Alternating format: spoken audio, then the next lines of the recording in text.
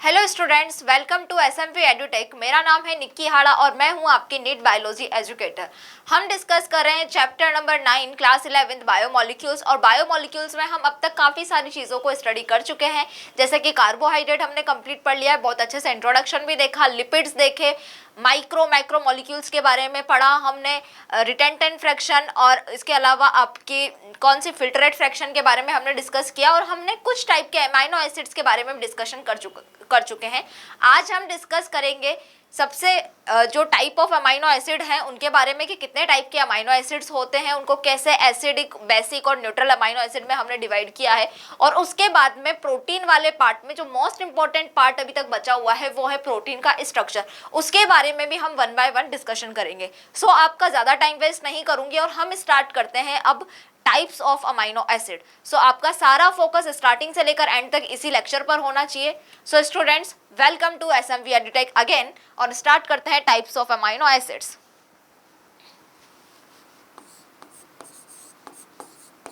Types of amino acid.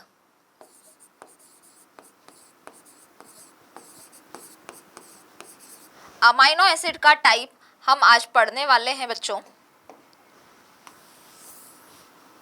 चलिए, types of amino acid में सबसे पहले जो हम डिस्कस करेंगे वो है हमारा acidic type of amino acid. कौन सा? नंबर 1 पर है बच्चों acidic type of amino acid. Acidic amino acid. अब एसिडिक अमाइनो एसिड से रिलेटेड कुछ चीज़ें आपके माइंड में आ रही होंगी, क्योंकि मैंने लास्ट टाइम जब अमाइनो एसिड से रिलेटेड ज्विटर आयन वगैरह बताया था, वहाँ पर भी मैंने बहुत ब्रीफली आपको देखा जाए तो कुछ ब्रीफ तो नहीं, बहुत ज़्यादा डिटेल में मैंने स्ट्रक्चर एक्सप्लेन किया था ज्विटर आयन का, और वहाँ पर एसिडिक और बेसिक जैसे कुछ टर्म्स भी हमने डिस्कशन की थी। सो स्टार्ट करते हैं एसिडिक अमाइनो एसिड कि क्या होता है acidic amino acid. Acidic amino acid, normal amino acid का स्ट्रक्चर क्या होता है, जो कांस्टेंट पार्ट था वो मैंने बताया था कि इस तरह से अमाइनो एसिड का स्ट्रक्चर होता है। एक तरफ होता है NH2, एक तरफ होता है COOH, एक तरफ है हमारा हाइड्रोजन, और एक वेरिएबल ग्रुप होता है R। अब अगर एसिड, एक तो एसिड वाला पार्ट है अमाइनो एसिड के अंदर, इसीलिए हम इसको क्या बोल रहे हैं, अमाइनो एसिड। और एक एमीन ग्रुप था, तो ये NH2 ग्रुप था, इसलिए इसका पूरा नाम था अमाइनो एसिड। यानी कि एक बेसिक पार्ट है इसके पास में, अमाइनो एसिड के पास में, और एक है आपका एसिड पार्ट। अब जब ये वाला पार्ट ज्यादा होगा कंपेयर टू बेसिक पार्ट के, एमीन ग्रुप के कंपेयर में ये जो एसिडिक ग्रुप वाला पार्ट है ये ज्यादा होगा, तो आपका जो अमाइनो एसिड होगा वो कौन सा होगा, acidic type of amino acid होगा। अब आप सोच रहे हो कि मैम आपने अब तक जितनी भी स्ट्रक्चर्स हमें बताई है अमाइनो एसिड से रिलेटेड, उन सारी के सारे स्ट्रक्चर्स में सिर्फ एक ही जगह तो COOH यूज किया था और एक ही हमने NH2 यूज किया था, इसमें यहाँ पे 2 से ज्यादा, 1 से ज्यादा, ये वाली क्या कंडीशन आ गई। अब कुछ अमाइनो एसिड्स जो है एग्जांपल दिए हुए हैं आपके एनसीईआरटी में कि एसिड टाइप के अमाइनो एसिड होते हैं, बेसिक टाइप के अमाइनो एसिड होते हैं, उनके स्ट्रक्चर्स भी डिफरेंट है, तो वो हम यहाँ पर डिस्कस कर रहे हैं। तो एसिडिक वाले की क्या करनी है, आपको क्वांटिटी ज़्यादा करनी है, ये तो तुम्हें समझ में आ गया बहुत अच्छे से। अब मैं तुम्हें बताती हूँ कि ये क्वांटिटी ज़्यादा होगी कैसे। देखिए चलो, जैसे एक NH2 ग्रुप है आपका एक, ठीक है, लेकिन हमारा COOH ग्रुप लिया है हमने 2, COOH। अब आपको पता है जो एसिड वाले होते हैं, यानी कि जितना भी एसिडिक पार्ट होता है वो क्या करता है, H+ आयन को, प्रोटॉन्स को डोनेट करने का काम करता है। तो यहाँ पर आप देख सकते हैं 2 COOH है, तो एक COOH ने क्या किया, H+ आयन डोनेट किया, तो इसके पास में आ गया COO-। अब इसने जो H+ आयन डोनेट किया है, बेसिक वाले क्या करते हैं, प्रोटॉन्स को गेन करने का काम करते हैं, ठीक है। तो NH2 ने क्या किया, उस H+ आयन को एक्सेप्ट कर लिया और यहाँ पर बन गया आपका NH3+ आयन। अब यहाँ पर एक और COOH है, ये भी क्या कर रहा है, H+ आयन को डोनेट कर रहा है, और COO- ग्रुप यहाँ पर आ गया, ठीक है। अब यहाँ वाला H+ आयन कहाँ गया मैम, जो आपका मीडियम है, मीडियम में क्या होगा, H+ आयन चला जाएगा, ठीक है। मीडियम में पड़ा हुआ है आपका H+ आयन, इसीलिए बोला जाता है कि जो एसिडिक मीडियम होता है, एसिडिक मीडियम, उसमें H+ आयन का नंबर क्या होता है, ज्यादा होता है। तो यहाँ पर आप ऑल ओवर देख सकते हो कि अगर मैं COO- से, किससे बचा, COO- से एक माइनस ग्रुप से एक पॉजिटिव ग्रुप, एक नेगेटिव ग्रुप से एक पॉजिटिव ग्रुप को मैं कैंसिल भी करूं, तब भी लास्ट में मेरा नेगेटिव ग्रुप बचा हुआ है। इसका मतलब कि जो एसिडिक अमाइनो एसिड होते हैं वहां पर नेट चार्ज क्या होता है आपका, नेगेटिव। नेट चार्ज क्या होता है बच्चा, नेगेटिव। यानी कि ये है आपका नेट चार्ज, मैं क्लियरली यहाँ पर लिख रही हूँ। अब जब नेट चार्ज नेगेटिव है तो जो इलेक्ट्रिक फील्ड होगा वो किस तरफ मूव करेगा, एनोड की तरफ। तो यहाँ पर मैं क्या लिख सकती हूँ, move towards, electric field move towards anode.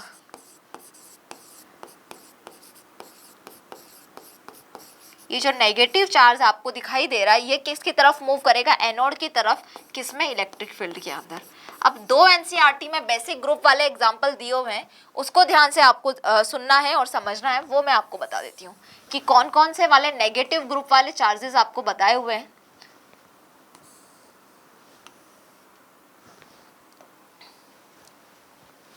देखिए एग्जाम्पल है आपका, एक तो है एस्पार्टिक एसिड, नाम से ही पता चल रहा है एस्पार्टिक एसिड यानी कि एसिडिक अमाइनो एसिड है, और एक है आपका ग्लूटामिक एसिड।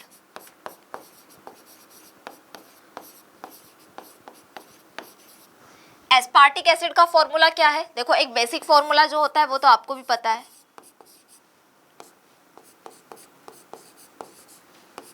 ठीक है। अब एस्पार्टिक वाले में क्या होता है, एक है यहाँ पे CH2 और फिर से COOH, देख सकते हो COOH जो ग्रुप है वो 2 है यहाँ पर, और NH2 ग्रुप, एमीन ग्रुप जो है वो 1 है। ग्लूटामिक एसिड का फॉर्मूला देखिए,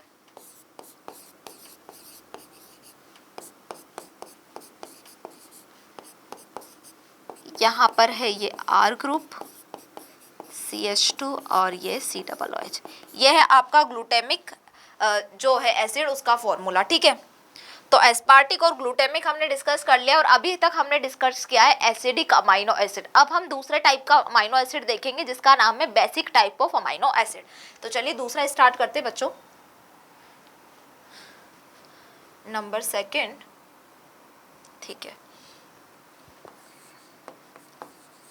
बेसिक अमाइनो एसिड।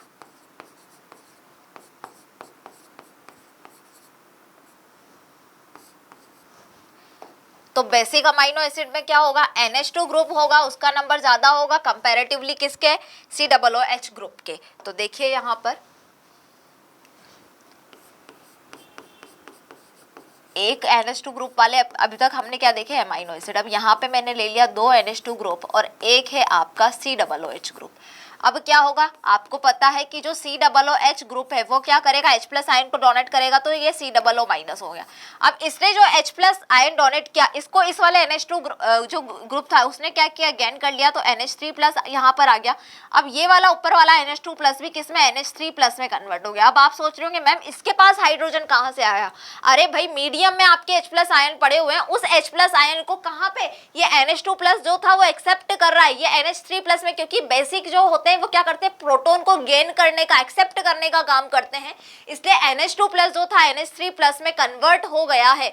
इसलिए आप देखोगे अब क्या हो रहा है, एसिडिक मीडियम जो था उसमें H+ आयन की सांद्रता, उसकी कंसिस्टेंसी जो थी वो कम होती जा रही है, यानी कि अब मीडियम एसिड से किस में, बेसिडिक मीडियम में कन्वर्ट होता जा रहा है। इसी टाइप के अमाइनो एसिड को हम बेसिक अमाइनो एसिड बोलते हैं। अब यहाँ पर अगर मैं आपको बताऊं तो आप क्लियरली देख सकते हो, एक NH3+ से, एक पॉजिटिव आयन से एक नेगेटिव आयन कट हो गया, न्यूट्रलाइज हो गया, ठीक है। अब क्या बचा हुआ है, अभी भी एक NH3+ वाला बचा हुआ है, यानी कि यहाँ पर जो नेट चार्ज होगा, यहाँ पर क्या होगा बच्चा मेरा, नेट चार्ज जो होगा वो क्या होगा, पॉजिटिव होगा, पॉजिटिव नेट चार्ज होगा, यानी कि कहां पर मूवमेंट करेंगे इलेक्ट्रिक फील्ड में, मूव टूवर्ड्स कैथोड इन इलेक्ट्रिक फील्ड, कैथोड की तरफ मूव करेंगे इन इलेक्ट्रिक फील्ड, कैथोड की तरफ मूवमेंट कर रहे हैं किसमें, इलेक्ट्रिक फील्ड में। एग्जाम्पल की अगर मैं बात करूं तो यहाँ पर जो एग्जाम्पल है बच्चा, इसके लिए आपको एक ट्रिक याद करनी है, एग्जाम्पल्स के लिए हल। कौन सी ट्रिक याद करनी है, हल, H, ये वाला A और ये L। हल का मतलब है यहाँ पे H for histidine, A for arginine और L फॉर लाइसिन। अब इस लाइसिन के अगर मैं स्ट्रक्चर की बात करूं तो देखिए यहाँ पे लाइसिन का स्ट्रक्चर कैसा होता है। एक तो आपको पता है कि NH2 ग्रुप है वो कांस्टेंट है, एक C यहाँ पर फिक्स होता है COOH और ऊपर की तरफ H, ये चीज तो फिक्स है। अब यहाँ पर नीचे की तरफ क्या क्या है, R वेरिएबल ग्रुप में CH2, 4 बार CH2 है बचा, और लास्ट में है आपका NH2। तो आप देख सकते हो यहाँ पे NH2 जो है वो 2 है और COOH कितना है, 1 है, इसलिए ये कौन सा है आपका amino acid, basic type of amino acid है। अब लास्ट में हम डिस्कस करते हैं neutral type of amino acid के बारे में। किसके बारे में बच्चा, neutral type of amino acid के बारे में। देखिए नंबर 3, न्यूट्रल अमाइनो एसिड। अब न्यूट्रल अमाइनो एसिड क्या होते हैं बच्चों, न्यूट्रल अमाइनो एसिड जो होते हैं इसका मतलब ये कि ना तो एसिडिक वाला मीडियम होगा ना बेसिक वाला होगा, ना तो H+ आयन का नंबर ज्यादा होगा ना ही नेगेटिव वालों का नंबर ज्यादा होगा, यानी कि पॉजिटिव और negative is that mean COOH acidic group और एमीन ग्रुप NH2 ग्रुप जो है उन दोनों का नंबर क्या होगा, इक्वल होगा। तो आपका जो अमाइनो एसिड होगा वो कौन सा टाइप का अमाइनो एसिड होगा, न्यूट्रल अमाइनो एसिड। क्यों न्यूट्रल, क्योंकि जो पॉजिटिव वाला जितना है उतना ही नेगेटिव चार्ज है, पॉजिटिव और नेगेटिव चार्ज जब इक्वल है तो दोनों न्यूट्रलाइज हो जाएंगे, न्यूट्रलाइज हो जाएंगे तो अमाइनो एसिड कौन सा बनेगा, neutral type of amino acid. तो यहाँ पर neutral type of amino acid हम डिस्कस कर रहे हैं। क्या होता है neutral type of amino acid में बच्चों, एक COOH ग्रुप है तो एक NH2 ग्रुप है, इसने H+ डोनेट किया तो ये हो गया COO-, और NH2 ने क्या किया, उसको गेन कर लिया तो ये बन गया NH3+ में। पॉजिटिव नेगेटिव चार्ज कितना इक्वल है, तो मैं डायरेक्टली यहाँ पे बोल सकती हूँ कि नेट चार्ज यहाँ पर 0 है, नेट चार्ज इक्वल टू 0। तो जो मूवमेंट है इलेक्ट्रिक फील्ड में, move towards in electric field is also equal to 0। ना मूवमेंट कहीं पे होगा ही नहीं ना, जब पॉजिटिव और नेगेटिव चार्ज न्यूट्रलाइज कर देंगे इक्वल होने की वजह से एक दूसरे को, खत्म हो जाएंगे, नेट चार्ज 0 हो जाएगा, तो मूवमेंट किस बिहाफ पर होगा भाई, मूवमेंट होगा ही नहीं इलेक्ट्रिक फील्ड के अंदर। अब इसका एग्जांपल क्या है, एग्जांपल सोच समझ के देना है यहाँ पर। इसका एग्जांपल है रेस्ट 15 अमाइनो एसिड। अब तुम्हारे माइंड में ये चल रहा होगा कौन से 15 अमाइनो एसिड, एक सेकेंड यहाँ पे मैं लिखती हूँ, rest 15 amino acid. 15 amino acid कौन से हैं भाई, मैंने तुम्हें बताया था एसेंशियल और नॉन एसेंशियल अमाइनो एसिड 10 बताए थे, essential amino acid private team hall, और 10 बताए थे तुम्हें non essential amino acid cat PG. याद आ रहा है कि कैट रहती है पीजी में, वहां पर 10 नॉन एसेंशियल अमाइनो एसिड बताए थे। तो ये 20 अमाइनो एसिड होते हैं एसेंशियल और नॉन एसेंशियल, जो प्रोटीन के सिंथेसाइज में हेल्प करते हैं।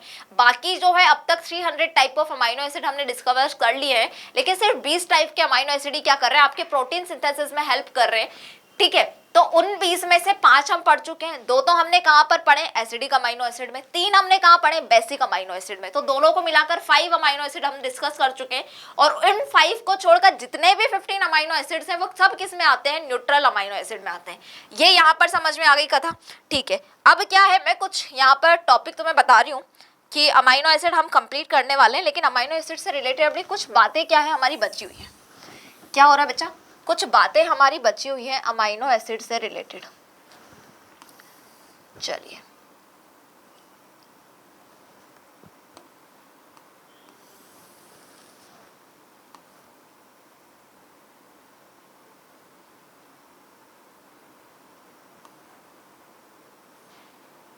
अच्छा ऐसा भी हो रहा है।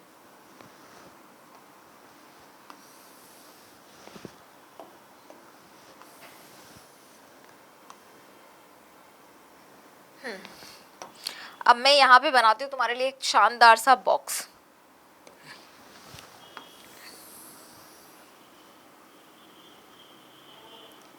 यह है बॉक्स, और इस बॉक्स में मैं तुम्हें कुछ अमाइनो एसिड से डिटेल देती हूँ।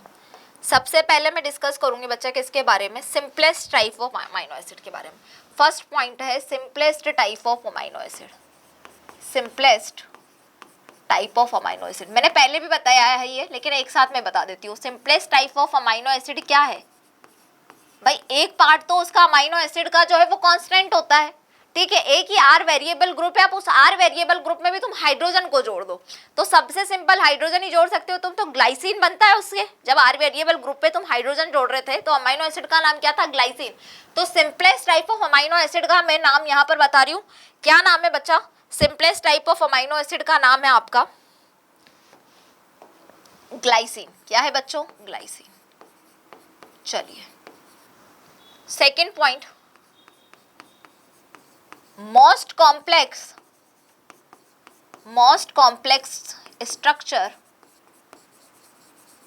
Of amino acid. Amino acid में मोस्ट कॉम्प्लेक्स स्ट्रक्चर आपको बतानी किसका है, मैंने ये पहले भी बताया है कि किसका मोस्ट कॉम्प्लेक्स स्ट्रक्चर है।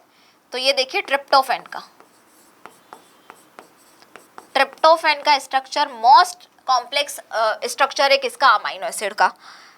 अब हम बात कर रहे हैं किसके बारे में, ट्रिप्टोफैन के बारे में ही बात कर रहे हैं, ट्रिप्टोफैन। तो tryptophan is a precursor of, precursor है ये ट्रिप्टोफैन किसका, precursor of indole acetic acid. Indole acetic acid का प्रीकर्सर होता है आपका कौन सा, ट्रिप्टोफैन।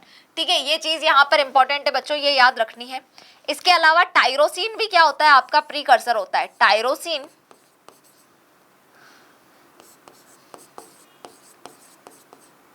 प्रीकर्सर ऑफ किस किस का प्रीकर्सर है, टायरोसिन। देखिए यहाँ पर मिलेनिन, थायरोक्सिन,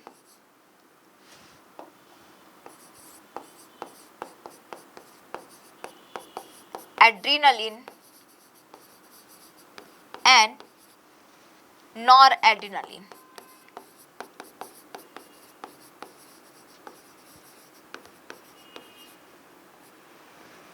ये सारी चीजें आपको बहुत लाइटली, बहुत बेसिक से लग रही होंगी, लेकिन ये छोटी छोटी चीजें आपके माइंड से निकल जाएंगी कि सबसे simplest type of amino acid कौन सा है, ग्लाइसिन। सबसे ज्यादा मोस्ट कॉम्प्लेक्स अमाइनो एसिड में स्ट्रक्चर किसका है, ट्रिप्टोफैन। ट्रिप्टोफैन किसका प्रीकर्सर है, इंडोल एसिटिक एसिड का। टायरोसिन भी प्रीकर्सर होता है किस किसका, मिलेनिन, थायरोक्सिन, एड्रेनालिन और नॉन एड्रेनालिन का।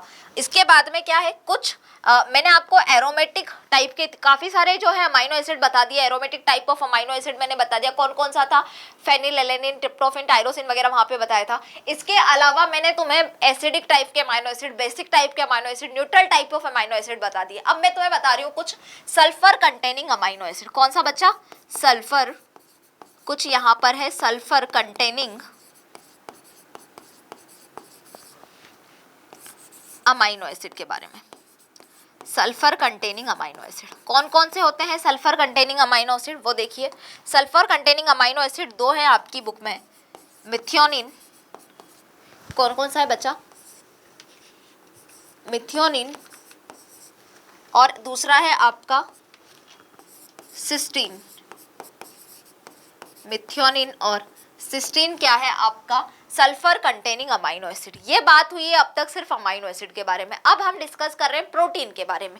प्रोटीन में हम क्या क्या डिस्कस कर रहे हैं, प्रोटीन में हम करेंगे पहले कि प्रोटीनियस जो है, नॉन प्रोटीनिशियस जो अमाइनो एसिड है वो कौन से हैं। भाई प्रोटीनियस अमाइनो एसिड तो मैंने तुम्हें 20 टाइप के बता दिए हैं, एसेंशियल वाले, नॉन एसेंशियल वाले।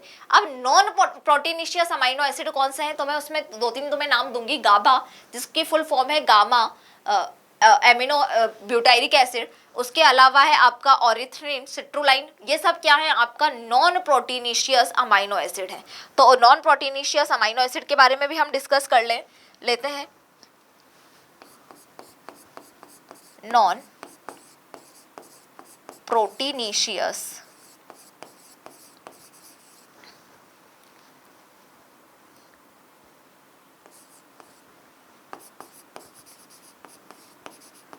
अमाइनो एसिड कौन कौन से क्या होते हैं, नॉन प्रोटीनिशियस अमाइनो एसिड, पहले तो आपको ये पता होना चाहिए। तो do not take part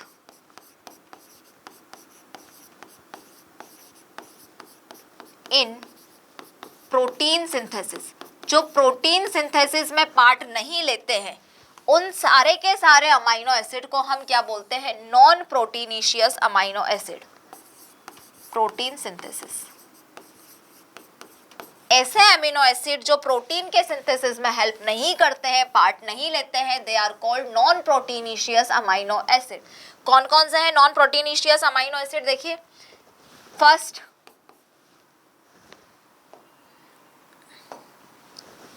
Gauba,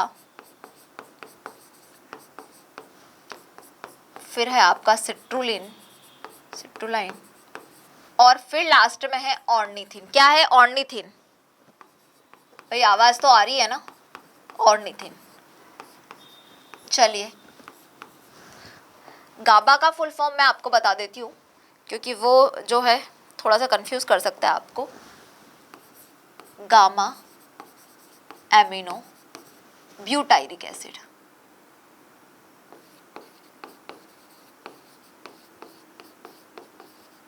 it is GABA. ये जो सिट्रोलाइन, ऑर्निथिन वगैरह है, इनको किस में, किडनी के फिल्टरेशन में चेक किया जाता है। अगर मतलब किडनी का फिल्टरेशन, किडनी आपकी प्रॉपर फंक्शन कर रही है या नहीं कर रही है, वहां पर इसको यूज किया जाता है। ठीक है, अब मैं बात कर रही हूँ कुछ और मोस्ट अबंडेंट जो प्रोटीन एनिमल वर्ल्ड में, वो भी आपको पता होनी चाहिए। ये सारी लाइनें एनसीईआरटी की, कहीं से भी क्वेश्चन उठ के आ सकता है। तो नेक्स्ट पार्ट बच्चों, मोस्ट अबंडेंट, दो लाइनें दी हुई हैं आपके एनसीईआरटी में। Most abundant protein in animal world, एक तो ये बताया हुआ है most abundant protein in animal world, और एक most abundant protein, most abundant protein in whole biosphere.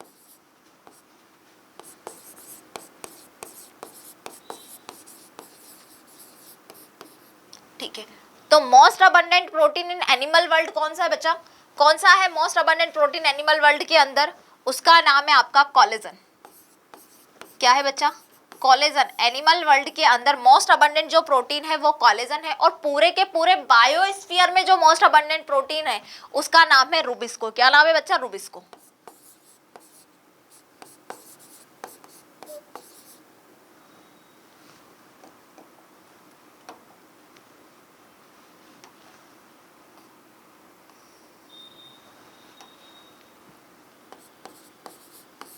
चलिए, ये किस में दी हुई है? आपके एनसीईआरटी में दी हुई है। अब हम कुछ प्रोटीन के फंक्शंस की बात करेंगे, उसके बाद में प्रोटीन का स्ट्रक्चर जो बहुत इंपॉर्टेंट है, उसके बाद में प्रोटीन खत्म हो जाएगा। इससे पहले जो हमने डिस्कस किया है पूरा अमाइनो एसिड यहाँ पर कंप्लीट कर चुके हैं हम। अमाइनो एसिड के बारे में सारी जो बातें थी हमने यहाँ डिस्कस कर ली बच्चों। यहाँ पे हमने प्रोटीन देखे हैं कि नॉन प्रोटीनिशियस प्रोटीन कौन सा है, मोस्ट अबंडेंट कौन सा है एनिमल वर्ल्ड के अंदर, सारे के सारे बायोस्फीयर में मोस्ट अबंडेंट कौन सा है, ये चीजें हमने डिस्कस की है। अब हम डिस्कस कर रहे हैं किसके बारे में? कुछ प्रोटीन्स के बारे में। मैं आपको बता देती हूँ, हम डिस्कस कर रहे हैं अब कुछ प्रोटीन के बारे में।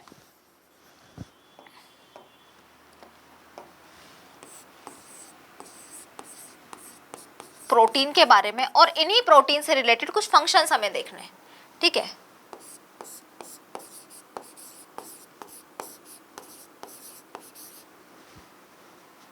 जादू तो ऐसे ही होता है भाई।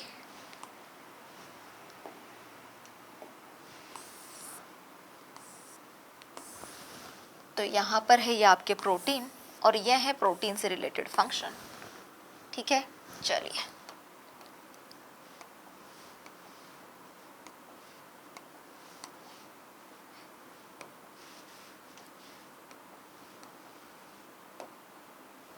तो कौन सा प्रोटीन है? देखिए बच्चों, नंबर 1 पे है आपका कोलेजन प्रोटीन, जिसके बारे में हम डिस्कस कर रहे हैं वो नंबर 1 प्रोटीन है आपका कोलेजन। कोलेजन का काम क्या है? ये काम करता है इंटरसेल्यूलर स्पेस पे। कहाँ पर काम करता है बेटा ये? इसका फंक्शन है इंटरसेल्यूलर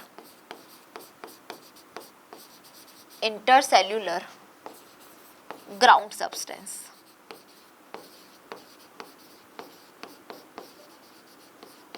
क्या होता है जनरली, जैसे आपकी ये सेल्स है, ठीक है, इमेजिन करो ये आपकी कुछ सेल्स का ग्रुप है। अब यहाँ पर क्या है, आप देख पा रहे हो ये बीच बीच में क्या है आपका इंटरसेल्यूलर स्पेस प्रेजेंट है। तो इस इंटरसेल्यूलर स्पेस पर सेल्स के बीच में कनेक्टिव टिश्यू की तरह काम करता है। कौन? आपका कोलेजन जो प्रोटीन है वो क्या करता है, intercellular space, intercellular ground substance की तरह काम करता है। यानी कि आपकी सेल्स के बीच में जो बीच में खाली जगह वहां पर प्रेजेंट है, उस जगह पर क्या प्रेजेंट होता है, आपका कोलेजन प्रोटीन प्रेजेंट होता है, कनेक्टिव टिश्यू की तरह काम करता है, इनको जोड़ के रखने का काम करता है। यह है आपके कोलेजन प्रोटीन का फंक्शन। समझ में आ गया? अब दूसरा बेटा मैं डिस्कस कर रही हूँ किसके बारे में, दूसरी हम डिस्कस कर रहे हैं ट्रिप्सिन। ट्रिप्सिन भी एक प्रोटीन है। और उसके बाद में हम थर्ड पे डिस्कस करेंगे इंसुलिन के बारे में। किसके बारे में? इंसुलिन के बारे में। तो ट्रिप्सिन क्या है? प्रोटीन है और ये एज अ एंजाइम, इसका फंक्शन क्या है? एंजाइम की तरह काम करती है। ये ट्रिप्सिन जो है उसका फंक्शन है कि एंजाइम की तरह काम करती है। और इंसुलिन क्या होता है? एक तरह का प्रोटीन है जो उसका काम क्या है? हार्मोन। इंसुलिन जो होता है वो आपका एक तरह का प्रोटीन है, लेकिन एज अ फंक्शन किसकी तरह काम करता है? हार्मोन्स की तरह। इसलिए हम आगे जब एंजाइम्स और एंजाइम्स के बारे में पढ़ेंगे तब हम देखेंगे मोस्टली जो प्रोटीन है वो क्या होते हैं? एंजाइम्स होते हैं। मोस्टली प्रोटीन क्या होते हैं? एंजाइम्स होते हैं। क्यों? क्योंकि आप यहाँ पे देख सकते हो ट्रिप्सिन जो है वो एंजाइम है, लेकिन ट्रिप्सिन देखा जाए तो प्रोटीन है, लेकिन इनका फंक्शन क्या होता है? एज ए एंजाइम की काम करते हैं। इंसुलिन भी क्या है? प्रोटीन है, लेकिन एज अ फंक्शन क्या है इसका? हार्मोन की तरह ये काम करते हैं। नंबर 3 पर हम डिस्कस करते हैं आपकी एंटीबॉडी को। नंबर 4 पर डिस्कस करते हैं एंटीबॉडी। अब एंटीबॉडी भी क्या है? एक तरह का प्रोटीन है। इसका काम क्या है कि भाई ये तुम्हारी बॉडी को जो है पैथोजेंस वगैरह से लड़ने के लिए काम करती है, उसके अगेंस्ट लड़ाई करती है। इसलिए आपकी बॉडी के अंदर एंटीबॉडी जो प्रेजेंट है वो आपको बीमार होने से बचाती है। तो यहाँ पर मैं इसके बारे में क्या लिख सकती हूँ? एंटीबॉडी के बारे में, fight against infection agent. Infection agent जैसे पैथोजेंस वगैरह से के अगेंस्ट क्या करने का? लड़ाई करने का काम करती है ये क्या? आपकी एंटीबॉडी। नंबर 5 पर है आपका रिसेप्टर। रिसेप्टर क्या होता है? रिसेप्टर जो प्रोटीन होते हैं वो क्या करते हैं, जैसे कि आपको टेस्ट वगैरह नहीं आ रहा किसी चीज़ में, हार्मोन्स की तरह काम कर रहे हैं, टेस्ट नहीं आ रहा है, स्मेल नहीं आ रही, तो आपको जो मीठा और खट्टे का टेस्ट आता है ना, वो किन रिसेप्टर्स की वजह से आती है? क्योंकि प्रोटीन वहाँ पर एज अ रिसेप्टर काम कर रहा है। इसलिए आप किसी भी चीज़ की स्मेल को जो है फील कर सकते हो, पता लगा लेते हो, टेस्ट तुम पता लगा लेते हो। तो रिसेप्टर इस फंक्शन, यानी कि ये सेंसरी रिसेप्शंस है, sensory reception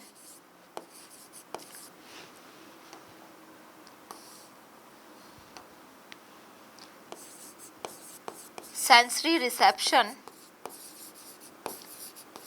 like smell, taste, etc. ठीक है। लास्ट में हम डिस्कस कर रहे हैं किसके बारे में? GLUT4। GLUT4 का फुल फॉर्म पहले मैं आपको बता देती हूँ यहाँ पे क्या है। GLUT4 का full form glucose transport 4, glucose transporter 4। ठीक है। अब ये क्या करता है? GLUT4 जो है, जो आपकी बॉडी में जो सेल्स हैं, ठीक है, तो सेल्स के अंदर मान लो ब्लड में जो है ग्लूकोज का लेवल ज़्यादा हो गया, ब्लड के अंदर ग्लूकोज की क्वांटिटी ज़्यादा हो गई। अब ब्लड बोलेगा कि यार देख मेरी बॉडी ब्लड के अंदर तो ग्लूकोज बहुत ज़्यादा हो गया, अब तू कैसा कर कि इसको जो ग्लूकोज की क्वांटिटी है उसको कम कर दे। तो GLUT4 जो प्रोटीन है वो क्या करेगा? ब्लड से वहां से जो आपका ग्लूकोज है उसको लेगा और उसको सेल्स के अंदर की तरफ डाल देगा, यानी कि, और अगर अंदर की तरफ ज्यादा है तो उसको ब्लड में डाल देगा।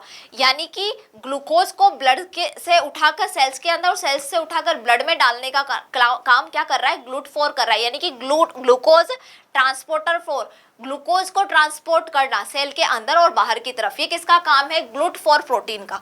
तो GLUT4 प्रोटीन के बारे में आप क्या लिख सकते हो? है enable glucose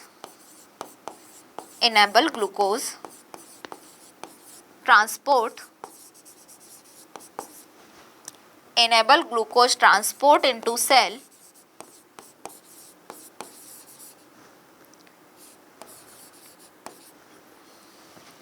in response to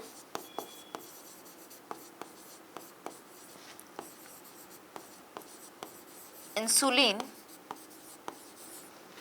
by facilitated diffusion।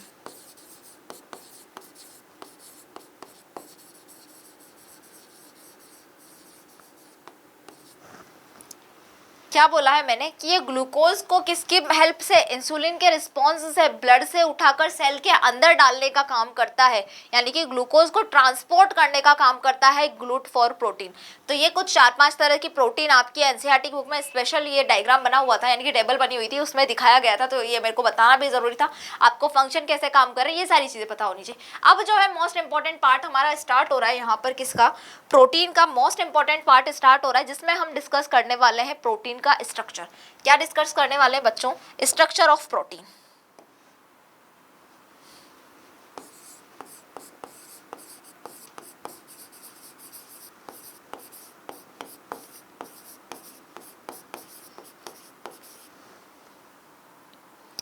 Structure of protein हम यहां पर डिस्कस कर रहे हैं। अब मैं आपको स्ट्रक्चर ऑफ प्रोटीन शुरू करने से पहले कुछ चीजें बता रही हूं, ध्यान से सुनना पड़ेगी वो आपको बातें। प्रोटीन का जो स्ट्रक्चर है, तो जितने भी इनऑर्गेनिक वाले बच्चे होते हैं, मतलब इनऑर्गेनिक केमिस्ट्री वाले स्टूडेंट्स होते हैं, वो प्रोटीन के मॉलिक्यूलर जो फॉर्मूलाज होते हैं उनको पढ़ते हैं, ठीक है। ऑर्गेनिक वाले जो स्टूडेंट्स हैं प्रोटीन की कौन सी सेकेंडरी स्ट्रक्चर्स को पढ़ते हैं जनरली, और प्राइमरी सेकेंडरी स्ट्रक्चर वगैरह को। फिजिकल वाले, फिजिक्स जो पढ़ते हैं स्टूडेंट्स, वो फिजिक्स वाले बच्चे किसको, टर्सरी स्ट्रक्चर को पढ़ते हैं प्रोटीन के को। एक केवल बायोलॉजिस्ट है, यानी कि बायोलॉजी वाले स्टूडेंट हैं, जो प्रोटीन के कितने चार स्ट्रक्चर पढ़ते हैं, यानी कि primary, secondary, tertiary, quaternary structure तक। बायोलॉजिस्ट जो स्टूडेंट्स होते हैं, बायोलॉजी वाले बच्चे होते हैं, वो प्रोटीन का स्ट्रक्चर पढ़ रहे होते हैं, ठीक है। तो मतलब आप लोगों की बुक में बायोलॉजी वालों को 4 स्ट्रक्चर पढ़नी, किसकी, प्रोटीन की, ठीक है। हम सबसे पहले 4 तरह के स्ट्रक्चर में प्राइमरी स्ट्रक्चर पढ़ेंगे। किसके बारे में पढ़ेंगे बच्चों? प्राइमरी स्ट्रक्चर के बारे में पढ़ेंगे।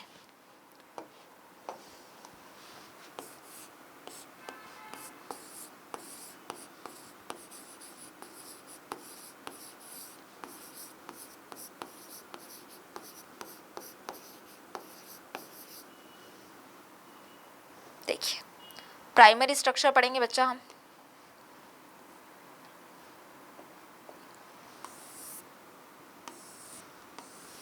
सबसे पहले है प्राइमरी स्ट्रक्चर की बात, ठीक है। अब जो प्रोटीन का प्राइमरी स्ट्रक्चर होता है, मैं कुछ बातें यहाँ पे आपको बता देती हूँ।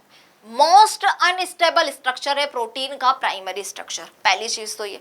दूसरी चीज, प्राइमरी स्ट्रक्चर में क्या होगा, प्रोटीन जो है, प्रोटीन किस तरह से प्रेजेंट होगा, यानी कि जो अमाइनो एसिड होते हैं प्राइमरी स्ट्रक्चर्स में, क्या होता है, अमाइनो एसिड जो होते हैं वो एक लीनियर चेन में, एक स्ट्रेट चेन में क्या होते हैं, प्रेजेंट होते हैं अमाइनो एसिड, और आपस में किससे जुड़े होते हैं, पेप्टाइड बॉन्ड से। ये आप देख सकते हो, ये क्या है, आपके अमाइनो एसिड है, और ये जो बीच बीच में आपको बॉन्ड नजर आ रहे हैं, ये आपके हैं पेप्टाइड बॉन्ड।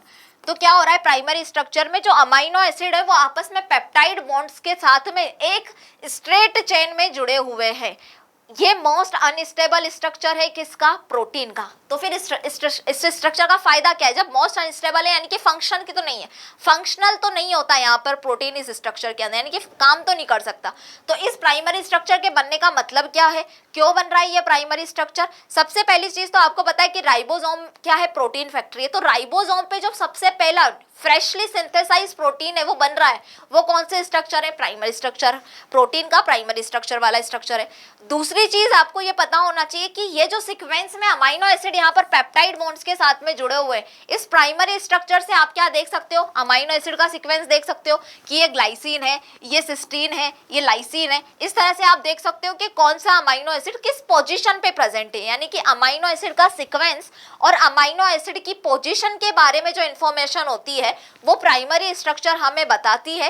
इस स्ट्रक्चर में प्रोटीन आपका फंक्शनल नहीं होता है, इतनी सी बात आपको याद रखनी है प्राइमरी स्ट्रक्चर से रिलेटेड। तो 1 बाय 1 में सारी चीजें तुम्हें लिख के बताती हूँ।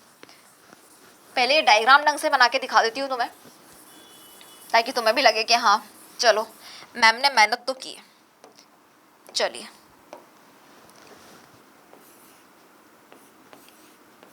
इमेजिन करो कि ये क्या है, आपके अमाइनो एसिड्स है, क्योंकि अमाइनो एसिड पेप्टाइड बॉन्ड के साथ में एक स्ट्रेट चेन में प्रेजेंट है प्राइमरी स्ट्रक्चर में,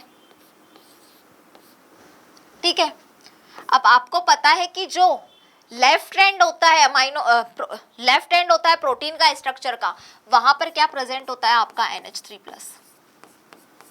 राइट हैंड साइड पर क्या प्रेजेंट होता है, COO- ग्रुप प्रेजेंट होता है, ठीक है। यानी कि जो आपका लेफ्ट हैंड होता है बच्चों, वहां पे क्या है, फर्स्ट अमाइनो एसिड प्रेजेंट होता है। यहां से शुरू हुई तो लेफ्ट हैंड क्या है, इस पे फर्स्ट अमाइनो एसिड प्रेजेंट है, पहले तो ये चीज याद रखो। ये क्या होता है, एन टर्मिनल वाला पार्ट होता है, क्योंकि एमीन ग्रुप प्रेजेंट है, यानी कि ये, इसको दूसरा नाम क्या दे सकते हो तुम, एन टर्मिनल है। और तीसरी बात यहाँ पे क्या बता सकते हो तुम, कि पॉजिटिव चार्ज है। लेफ्ट हैंड पर क्या क्या प्रेजेंट है आपका, ये जो भी हमने बात की है लेफ्ट हैंड के बारे में, ये लेफ्ट हैंड है आपका।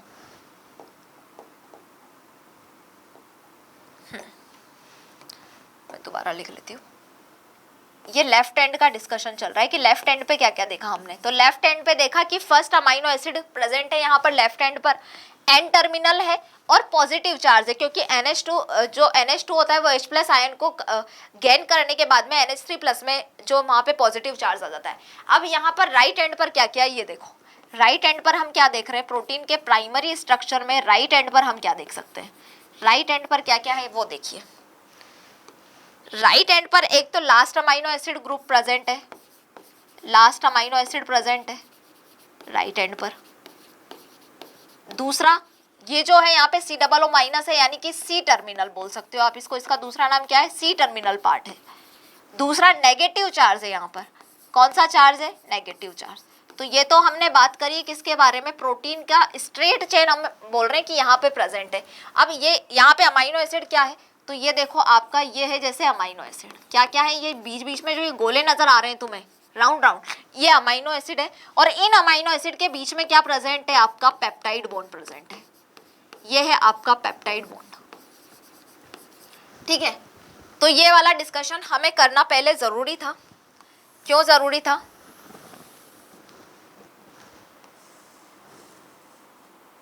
चलो ये सारी बातें यहाँ पर हो गई। अब प्राइमरी स्ट्रक्चर की जितनी भी चीज़ें हमने डिस्कस करनी थी वो हम पहले डिस्कस करते हैं कि क्या होता है प्राइमरी चेन में। It is a straight chain, straight chain of amino acid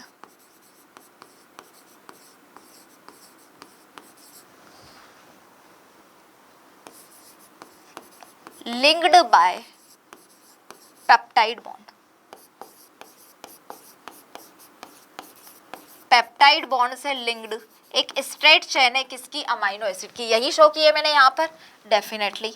दूसरी चीज मैं क्या बोल रही हूँ, मोस्ट, मैंने बता ही दिया था, मोस्ट अनस्टेबल स्ट्रक्चर, सबसे ज्यादा अनस्टेबल स्ट्रक्चर जो है वो कौन सी है, आपकी प्राइमरी स्ट्रक्चर है। Most unstable structure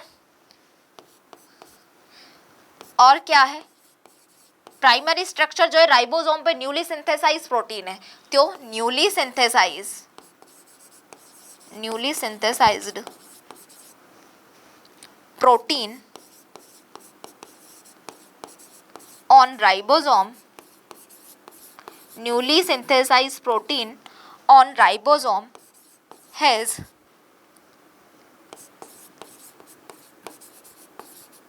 primary structure। ठीक है,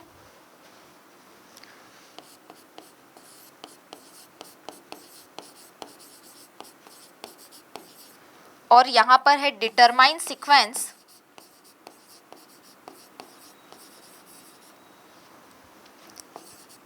क्या क्या पता लगा सकते हो आप इस प्राइमरी स्ट्रक्चर से, डिटरमाइन कर सकते हो sequence of amino acid, sequence of amino acid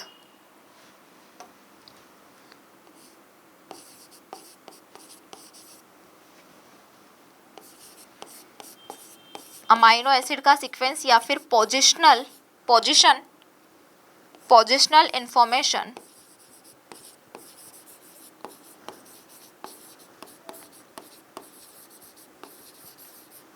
positional information of amino acids.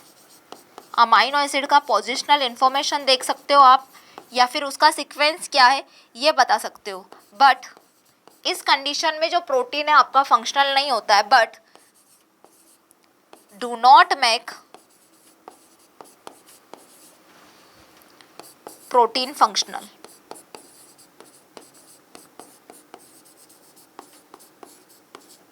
but do not make protein functional. Protein को फंक्शनल नहीं बना सकते आप, लेकिन क्या कर सकते हो, अमाइनो एसिड का जो सीक्वेंस है वो आप यहाँ से देख सकते हो, पहली चीज तो, ठीक है। दूसरी चीज आप क्या देख सकते हो, यहाँ से अमाइनो एसिड के प्रोटीन सीक्वेंस देख सकते हो, उसकी पोजिशनल इंफॉर्मेशन के बारे में बता सकते हो, लेकिन प्रोटीन इस स्ट्रक्चर में क्या होता है आपका, फंक्शनल नहीं होता है। यही यहाँ पर हमने डिस्कस किया है, ठीक है। तो प्राइमरी स्ट्रक्चर यहाँ पर खत्म होता है। अब हम डिस्कस करेंगे किसके बारे में, नंबर सेकंड पर, सेकेंडरी स्ट्रक्चर ऑफ प्रोटीन। किसके बारे में बच्चा, सेकेंडरी स्ट्रक्चर के बारे में।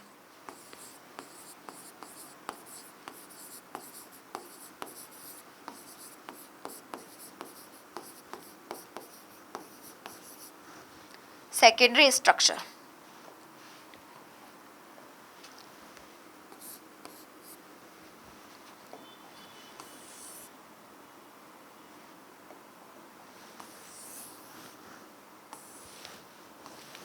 सेकेंडरी स्ट्रक्चर में क्या होता है आपका, प्राइमरी स्ट्रक्चर जैसे आपने देखा एक इस तरह से स्ट्रेट चेन थी, अब ये स्ट्रेट चेन क्या होगी, आपकी फोल्डिंग्स बनाएंगी। फाइब्रस जो प्रोटीन है वहां यहाँ पर हम देखेंगे, अभी टर्सरी स्ट्रक्चर में प्रॉपर्ली हम समझेंगे कि ग्लोब्यूलर प्रोटीन क्या है, फाइबर प्रोटीन क्या है। तो सेकेंडरी स्ट्रक्चर जो होता है वो फाइब्रस चेन होता है, फाइब्रस प्रोटीन वाला स्ट्रक्चर होता है। और जो सेकेंडरी स्ट्रक्चर है, प्राइमरी स्ट्रक्चर में जो इस तरह से स्ट्रेट चेन थी, सेकेंडरी स्ट्रक्चर में वो क्या होगी, इस तरह से स्पाइरली कॉइल्ड स्टेयरकेस की तरह क्या हो जाएगी, एक प्रॉपर घुमावदार चेन की तरह बन जाएगा आपका सेकेंडरी स्ट्रक्चर में प्रोटीन।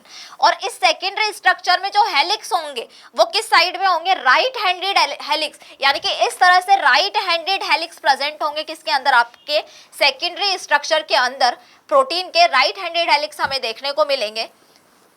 अब यहाँ पर दो तरह की स्ट्रक्चर्स होती है सेकेंडरी स्ट्रक्चर में, आपके एनसीईआरटी में दी हुई है। एक तो अल्फा हेलिकल स्ट्रक्चर, कौन सी, अल्फा हेलिक्स स्ट्रक्चर, और दूसरा दिया हुआ है बीटा प्लेटेड शीट। अब वहां पे कंफ्यूज मत हो ना, डायग्राम में बीटा प्लेटेड कर रखा है, लेकिन उसकी थ्योरी में बीटा प्लेटेड शीट्स दे रखा है, पुरानी वाली में। और नई वाली में तो प्रॉपर दोनों जगह प्लेटेड हो चुका है, अगर आपने ऑनलाइन पीडीएफ देखा है एनसीईआरटी का, तो बीटा प्लेटेड शीट्स। अब यहाँ पर क्या होगा, आपने देखा कि जो अमाइनो एसिड है वो आपस में जुड़ते हैं, किसकी वजह से, पेप्टाइड बॉन्ड की वजह से आपस में जुड़ते हैं और प्रोटीन का फॉर्मेशन करते हैं।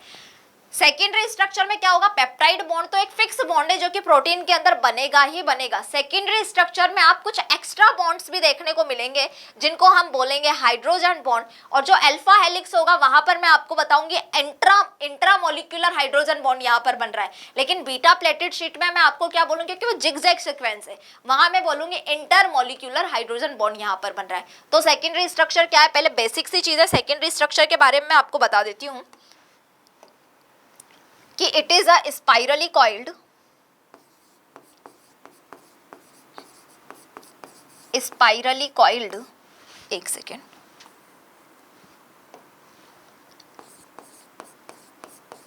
Spirally coiled like a staircase. It is a structure, secondary structure कैसी होती है, बढ़िया प्रॉपर घूमी हुई घुमावदार स्ट्रक्चर होती है, spirally coiled like a revolving एक second, like a revolving staircase.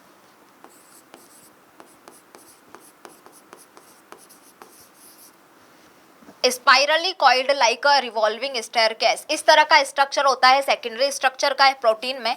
दूसरी चीज क्या होती है बच्चा, ये फाइब्रस अपीयरेंस होता है, फाइब्रस अपीयरेंस स्ट्रक्चर है इसका, फाइब्रस अपीयरेंस होता है इसका स्ट्रक्चर। और क्या होता है यहाँ पे, ओनली राइट हैंडेड हेलिक्स, मैंने आपको बताया था only right handed helix present होते हैं इसमें। तो only right handed helix are seen in protein. Left handed नहीं होंगे भाई, जितने भी हेलिक्स होंगे वो सब क्या होंगे, राइट हैंडेड हेलिक्स होंगे, किसके अंदर, सेकेंडरी स्ट्रक्चर के अंदर। और यहां पर क्या होगा, in addition of peptide bond, in addition of peptide bond, मैंने अभी बताया था कि पेप्टाइड बॉन्ड के साथ साथ हाइड्रोजन बॉन्ड भी प्रेजेंट होंगे। तो in addition of peptide bond it has hydrogen bonds, ठीक है। पेप्टाइड बॉन्ड के साथ साथ यहाँ पर हाइड्रोजन बॉन्ड्स भी क्या होते हैं, प्रेजेंट होंगे। और सेकेंडरी स्ट्रक्चर भी आपकी फंक्शनल नहीं होगी, वो भी मैं समझा दूंगी आपको। पर ये जो सेकेंडरी स्ट्रक्चर होती है वो क्या होती है, 2 टाइप्स की होती है। क्या होती है बच्चा, 2 टाइप्स की सेकेंडरी स्ट्रक्चर होती है, मैं आपको बता रही हूँ यहाँ पे।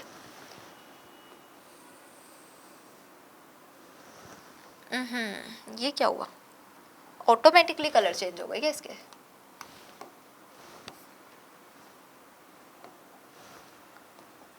चलो हो गए तो हम भी चेंज कर ही देते हैं।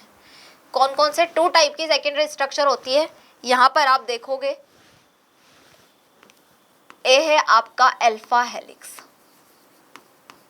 ठीक है, और बी है आपका कौन सा, बीटा प्लीटेड शीट। ये 2 तरह के स्ट्रक्चर किस में होते हैं, सेकेंडरी स्ट्रक्चर में होते हैं। तो सबसे पहले हम डिस्कस कर रहे हैं बच्चों किसके बारे में, हम सबसे पहला डिस्कशन कर रहे हैं ए अल्फा हेलिक्स के बारे में। अल्फा हेलिक्स पढ़ लेते हैं हम यहाँ पे। तो अल्फा हेलिक्स के बारे में मैं आपको कुछ चीज़ें बता देती हूँ कि अल्फा हेलिक्स क्या है। राइट हैंडेड हेलिक्स है, राइट हैंडेड हेलिक्स। अभी मैं बनाऊंगी यहाँ पे, मैं एक रफली बना के बता देती हूँ कि इस तरह से राइट हैंडेड हेलिक्स होता है अल्फा हेलिक्स का। और इसमें ऑलमोस्ट कितने आपके 3, आप बोलोगे 3.5 अमाइनो एसिड्स एक ये जो एक कॉइल है, जो एक ये जो सर्किल है, इसमें 3.5, इसमें जैसे 3.5 है, ये पर्टिकुलर इसकी बात करूं, 3.5 अमाइनो एसिड जो है वो प्रेजेंट होते हैं। मतलब 3.5 का मतलब क्या है, 3.6 अमाइनो एसिड। एक अमाइनो एसिड का यहाँ पर NH ग्रुप प्रेजेंट होगा, और चौथे अमाइनो एसिड का कौन सा, COO जो कार्बोक्सिलिक ग्रुप है वो प्रेजेंट होगा। पहले अमाइनो एसिड का कार्बोक्सिलिक ग्रुप और दूसरे अमाइनो एसिड का NH ग्रुप प्रेजेंट होता है। इसलिए हम यहाँ पे क्या बोलते हैं कि यहाँ पर ऑलमोस्ट 3.6 अमाइनो एसिड प्रेजेंट होते हैं किसके अंदर, अल्फा हेलिक्स के स्ट्रक्चर के अंदर। चलिए, तो अल्फा हेलिक्स क्या है, right handed helix, right handed spirally coiled helix, right handed spirally coiled helix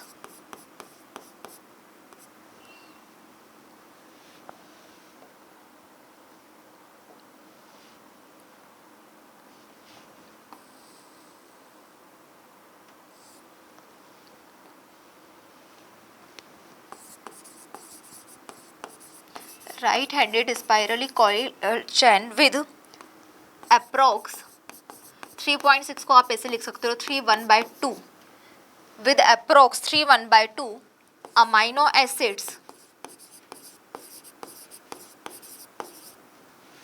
with 1/2 amino acids in each turn। एक टर्न में क्या होता है आपका 3.6 अमाइनो एसिड या 3/1/2 अमाइनो एसिड्स प्रेजेंट होते हैं। और अल्फा हेलिक्स की अगर मैं एग्जांपल्स की बात करूं, किसकी बात करूं बच्चा, एग्जांपल्स की बात करूं, तो अल्फा हेलिक्स के एग्जांपल है आपके मायोसिन, ट्रोपोमायोसिन, केराटिन। ये सब किसके एग्जाम्पल हैं, आपके अल्फा हेलिक्स के एग्जाम्पल है। यानी कि मायोसिन, ट्रोपोमायोसिन, केराटिन वगैरह में किस टाइप का स्ट्रक्चर प्रेजेंट है, अल्फा हेलिक्स प्रेजेंट है। Right handed coiled spirally chain present है जिसमें approx 3/1/2 amino acid, 3.6 amino acid एक टन में प्रेजेंट होते हैं। कैसे प्रेजेंट होते हैं, और यहाँ पर दूसरा जो बॉन्ड है, क्योंकि यहाँ पे क्लियरली बोला है कि एक एडिशन बॉन्ड होता है। अब देखो वो एडिशन बॉन्ड कैसा है, मैं तुम्हें स्ट्रक्चर बना के बताती हूँ।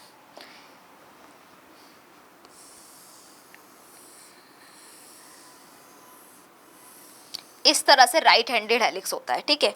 अब इस राइट हैंडेड हेलिक्स में तुम देखो, मैं स्ट्रक्चर बना रही हूँ। जैसे इस वाले टर्न का पहले कार्बन का मतलब एक क्या होता है, पहले कार्बन पर कार्बोक्सिलिक ग्रुप प्रेजेंट है पहले एंड पर, ठीक है।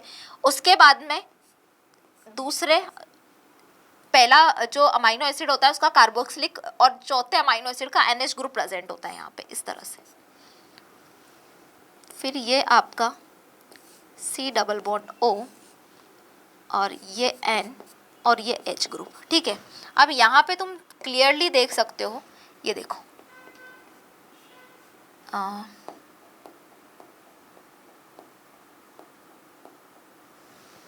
ये देखो मैं तुम्हें बना के बताती हूँ। ये जो एडिशन ग्रुप है ये क्या है, आपका हाइड्रोजन बॉन्ड है। भाई पेप्टाइड बॉन्ड तो बनता ही है किस किस के बीच में, ये रहा पेप्टाइड बॉन्ड, तो COOH के बीच में जो बॉन्ड है वो क्या है, आपका पेप्टाइड बॉन्ड है। लेकिन यहाँ पर एक अमाइनो एसिड और दूसरे अमाइनो एसिड के हाइड्रोजन और ऑक्सीजन के बीच में क्या हाइड्रोजन बॉन्ड बन रहा है। और ये वाला जो हाइड्रोजन बॉन्ड है ये किस टाइप का हाइड्रोजन बॉन्ड है, इंट्रामोलिक्यूलर हाइड्रोजन बॉन्ड। क्या है बच्चा, ये इंट्रामोलिक्यूलर हाइड्रोजन बॉन्ड। तो आपको ये याद रखना है कि जो अल्फा हेलिक्स होता है सेकेंडरी स्ट्रक्चर प्रोटीन का, उसमें अल्फा हेलिक्स के अंदर इंट्रामोलिक्यूलर हाइड्रोजन बॉन्ड होता है पेप्टाइड बॉन्ड के साथ साथ। अब देखो दूसरा स्ट्रक्चर में किसकी बात कर रही हूँ, बी पर हम डिस्कस करते हैं। जैसे किसके बारे में, बीटा प्लेटेड शीट्स के बारे में। बीटा प्लेटेड शीट होती है दूसरी स्ट्रक्चर किसकी, सेकेंडरी स्ट्रक्चर की, सेकेंडरी प्रोटीन का जो स्ट्रक्चर होता है उसमें। अब यहाँ पर क्या होता है, देखो यहाँ पर क्लियर होता है जिगजैग कॉम्बिनेशन। इस तरह से जिगजैग जो पॉलीपेप्टाइड चेन्स होती हैं वो इस तरह से जिगजैग प्रेजेंट होती हैं। तो इधर देखो ये जिगजैग सीक्वेंस में आपके थ्रेड प्रेजेंट है किसके, प्रोटीन के। अब इस जिगजैग सीक्वेंस में आप ये एक चीज देख सकते हो, क्या ये जो है यहाँ पे इन डॉट्स पे मैं क्या बनाऊंगी, यहाँ पे कुछ बॉन्ड बनाऊंगी। भाई पॉलीपेप्टाइड बॉन्ड तो है ही सही, जिगजैग सीक्वेंस होता है प्रोटीन के थ्रेड्स का, ठीक है। और यहाँ पर क्या होता है, कुछ और टाइप के प्रोटीन भी प्रेजेंट होते हैं। वहां पर क्या था कि दो अमाइनो एसिड्स के बीच में बन रहा था वो बॉन्ड, ठीक है। यहाँ पर दो थ्रेड्स के बीच में बन रहा है। तो ये देखो यहाँ पर इस तरह के बॉन्ड प्रेजेंट होते हैं पेप्टाइड बॉन्ड के साथ साथ। जिगजैग सीक्वेंस जो बनाता है प्रोटीन के थ्रेड्स, उसके बीच में क्या प्रेजेंट होते हैं, यहाँ पर बॉन्ड प्रेजेंट होते हैं। तो वहां वाले को बोला था हमने इंट्रामोलिक्यूलर, यहाँ पे दो थ्रेड के बीच में बन रहे हैं, इसलिए इस जो बॉन्ड है उसको हम बोलेंगे intermolecular hydrogen bond, intermolecular hydrogen bond. और ये बीटा प्लेटेड शीट्स के अंदर इंटरमोलिक्यूलर हाइड्रोजन बॉन्ड उसका एग्जाम्पल है, जहाँ पे जिगजैग लाइक स्ट्रक्चर होता है उसका एग्जाम्पल है। मैं बता रही हूँ आपको कि जिगजैग लाइक स्ट्रक्चर होता है, पहला तो ये याद रखना है, यहाँ पे जिगजैग लाइक स्ट्रक्चर होता है यहाँ पे। और इसका एग्जाम्पल क्या है आपका, नेचुरल सिल्क फिब्रोइन। जो नेचुरल सिल्क है वहां पर इस टाइप के बॉन्ड इंटरमोलिक्यूलर हाइड्रोजन बॉन्ड देखने को मिलते हैं। तो ये यहाँ पर कंप्लीट हो गया हमारा क्या, प्रोटीन का सेकेंडरी स्ट्रक्चर। अब जो मोस्ट इंपॉर्टेंट है हमारे लिए बच्चों, हमारे लिए क्या इंपॉर्टेंट है, मोस्ट इंपॉर्टेंट है हमारे लिए प्रोटीन का कौन सा स्ट्रक्चर, नंबर 3 पे जो आता है प्रोटीन का स्ट्रक्चर, टर्सरी स्ट्रक्चर। क्या आता है बच्चा, tertiary structure.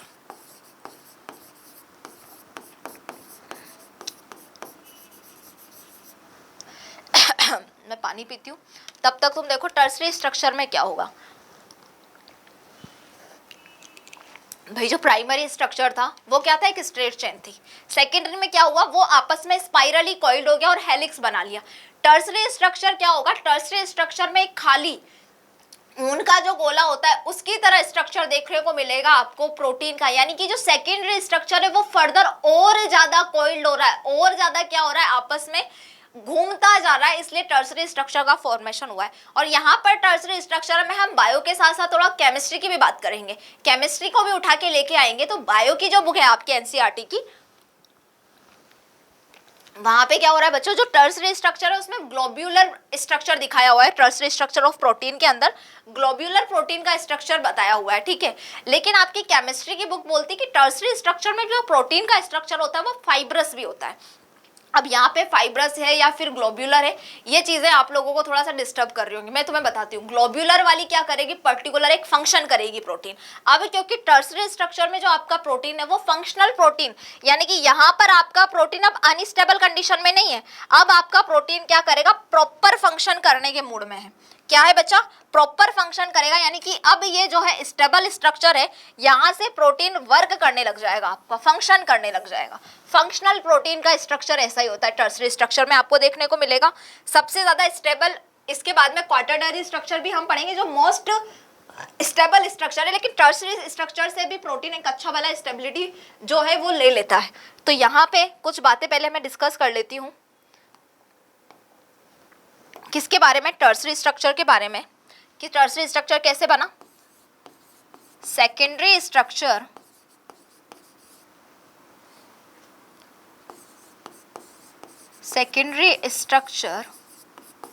Fold, secondary structure fold हुआ to form secondary structure fold to form tertiary structure।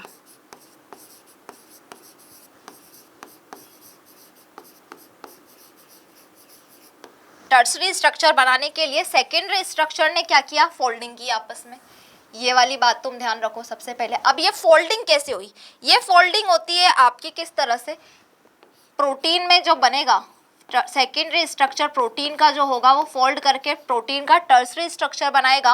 अब यहाँ पर प्रोटीन जो है, भाई बायो में तो दो ही तरह का, एक ही तरह का बताए, लेकिन हम केमिस्ट्री की बुक के हिसाब से भी यहाँ पे देख रहे हैं कि यहाँ पे फाइब्रस प्रोटीन का स्ट्रक्चर देखने को मिलता है। प्रोटीन के दो तरह के स्ट्रक्चर देखने को मिलते हैं, फाइब्रस, केमिस्ट्री के अकॉर्डिंग फाइब्रस, और हमारे बायो के अकॉर्डिंग है ग्लोब्यूलर स्ट्रक्चर। अब ये फाइब्रस और ग्लोब्यूलर का क्या सीन है मैम? फाइब्रस वाला जो है वो मोस्टली क्या होता है? Insoluble in water, mostly insoluble in water.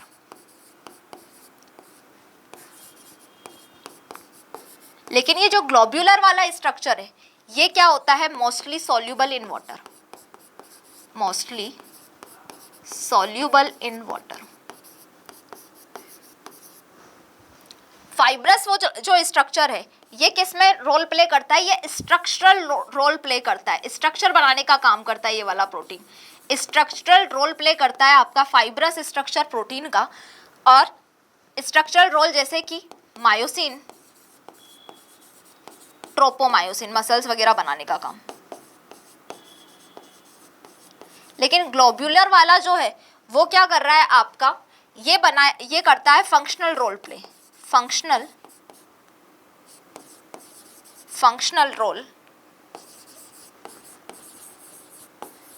Role जैसे कि फंक्शनल रोल लाइक कि एंजाइम की तरह काम करता है। तुम्हें पता है एंजाइम के कितने सारे काम होते हैं, ठीक है।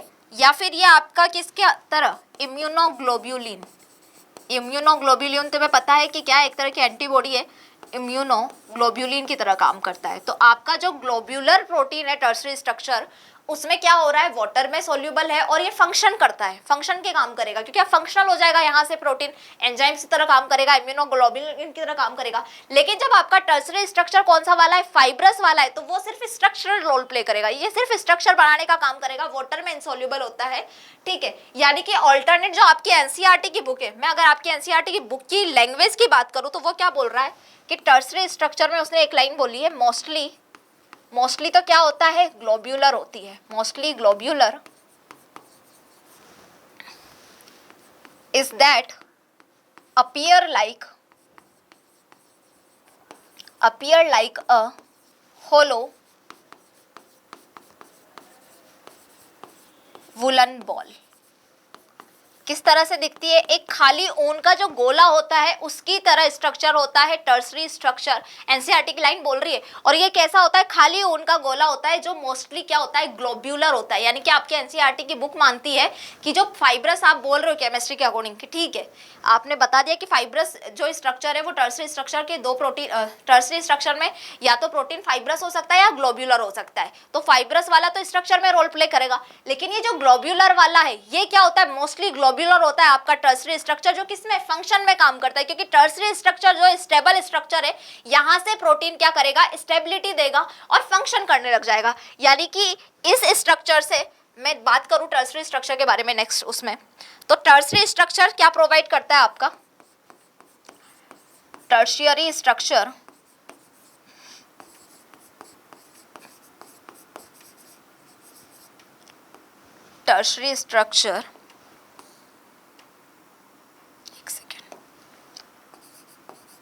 tertiary structure provide 3D view of a protein structure,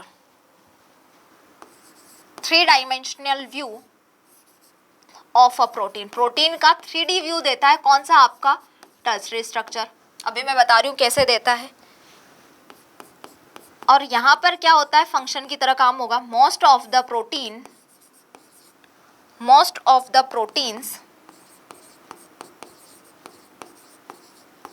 and enzymes,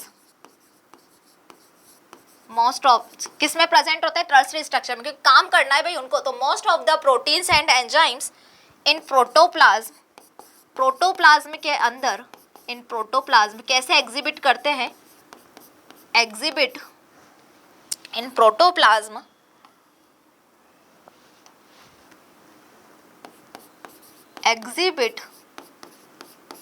protoplasm के अंदर मोस्टली प्रोटीन्स और एंजाइम्स जो है वो किस तरह से रहते हैं, टर्सरी स्ट्रक्चर में प्रेजेंट होते हैं। तो exhibit tertiary structure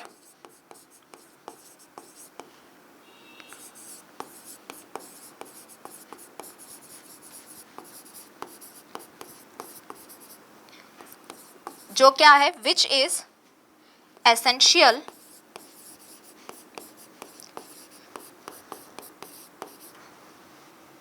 for their function, which is essential for their function, क्योंकि इनके फंक्शन के लिए टर्सरी स्ट्रक्चर क्या होती है, एसेंशियल होती है। टर्सरी स्ट्रक्चर की अगर मैं स्ट्रक्चर की बात करूं तो कैसा है आपका टर्सरी स्ट्रक्चर, देखो यहाँ पे है क्या जगह बनाने का, इस तरह से आपका ओन का गोला जो होता है वो कैसा होता है, मैं तुम्हें ये बता देती हूँ, पहले यहाँ पे बताती हूँ फिर उठा लूंगी यहाँ से।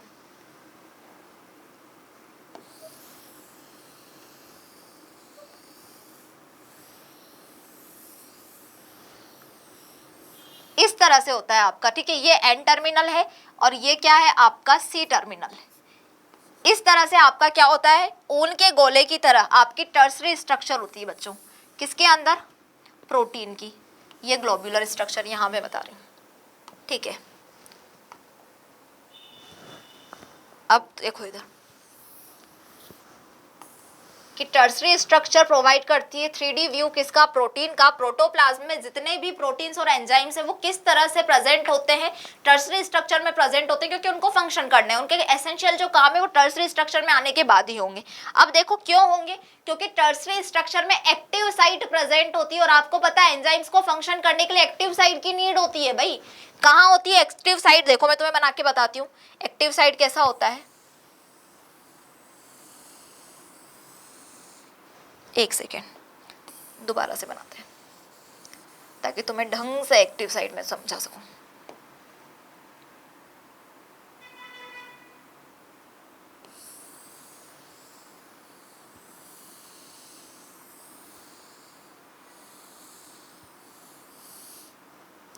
ये देखो, अब एक्टिव साइड क्यों है यहाँ पर, क्योंकि यहाँ पे आप देख सकते हो क्लियरली नजर आ रहे हैं, ये है आपके एक्टिव साइड।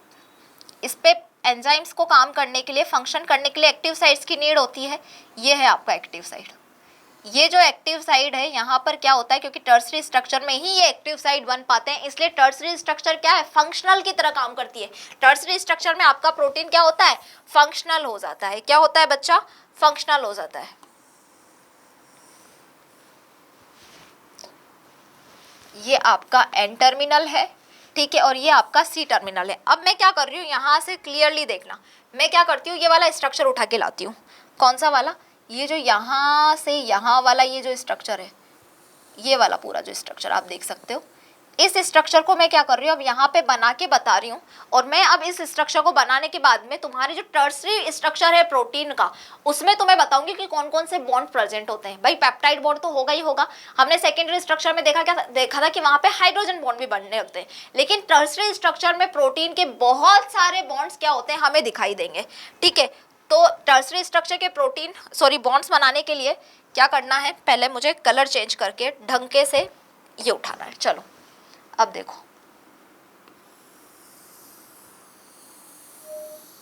ये स्ट्रक्चर मैंने यहां से उठाया, ठीक है, यहां से, और मैंने यहां पे बना दिया। अब मैं इसमें बताऊंगी तुम्हें क्या बॉन्ड्स, लेकिन इससे पहले कुछ चीजों को छोटा करना पड़ेगा बच्चों।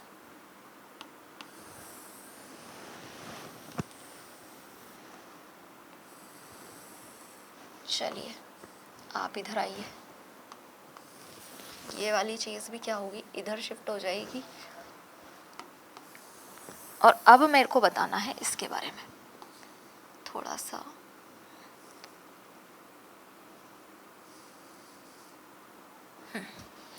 देखो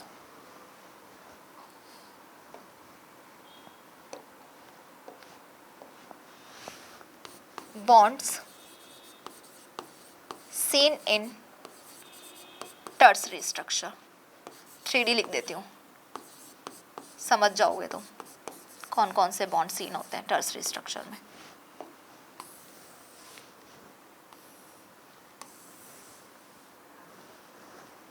देखो, सबसे पहला जो बॉन्ड है आपका, सबसे पहला जो बॉन्ड है बच्चा आपका, वो होता है पेप्टाइड बॉन्ड. पेप्टाइड बॉन्ड होता है सबसे पहला, पेप्टाइड बॉन्ड. पेप्टाइड बॉन्ड के बारे में मैं क्या बोल सकती हूँ यहाँ पर, देखो पेप्टाइड बॉन्ड के बारे में बताती हूँ मैं पहले तुम्हें कि प्रोटीन का सबसे स्ट्रॉन्गेस्ट बॉन्ड है ये, strongest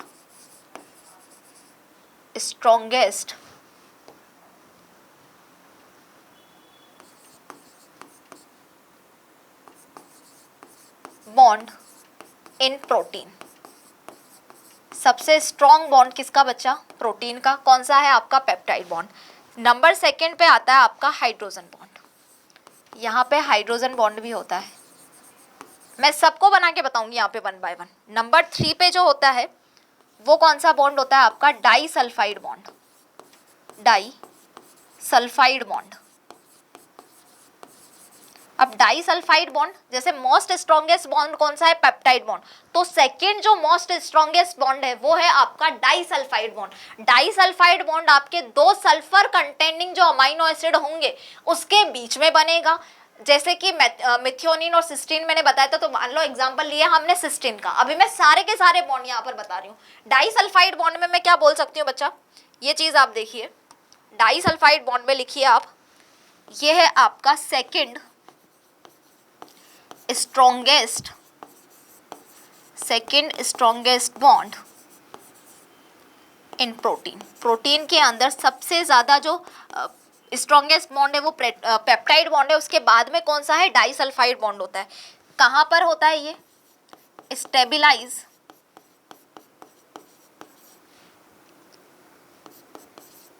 tertiary structure, stabilise tertiary structure of protein. Tertiary structure of protein में प्रेजेंट होता है. कहाँ पर, फॉर्म्ड बिटवीन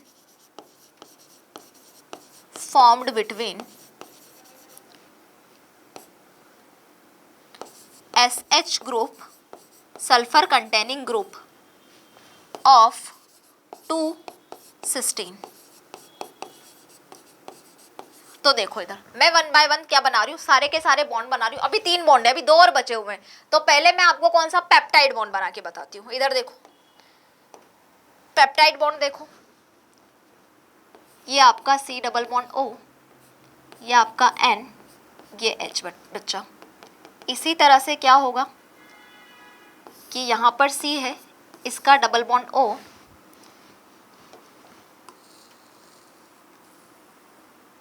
एक सेकेंड,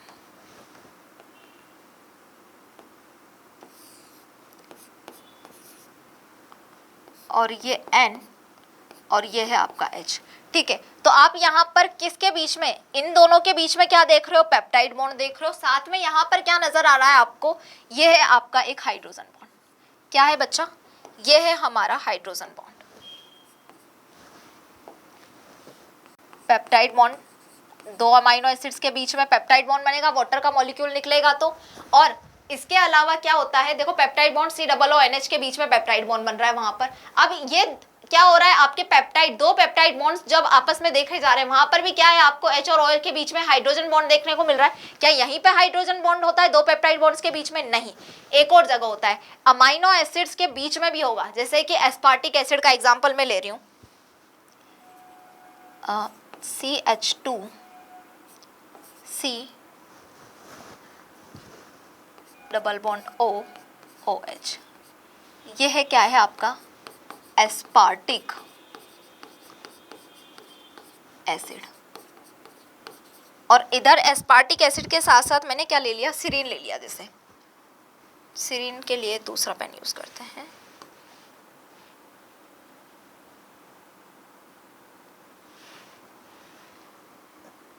सीरीन क्या होता है आपका, CH2OH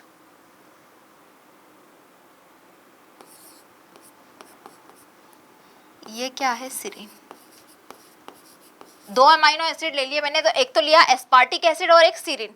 तो देखो इस एस्पार्टिक एसिड के H और सीरीन के H और एस्पार्टिक एसिड के C डबल O, ये ऑक्सीजन के बीच में यहाँ पर भी ये जो बॉन्ड बन रहा है ये क्या है, आपका हाइड्रोजन बॉन्ड।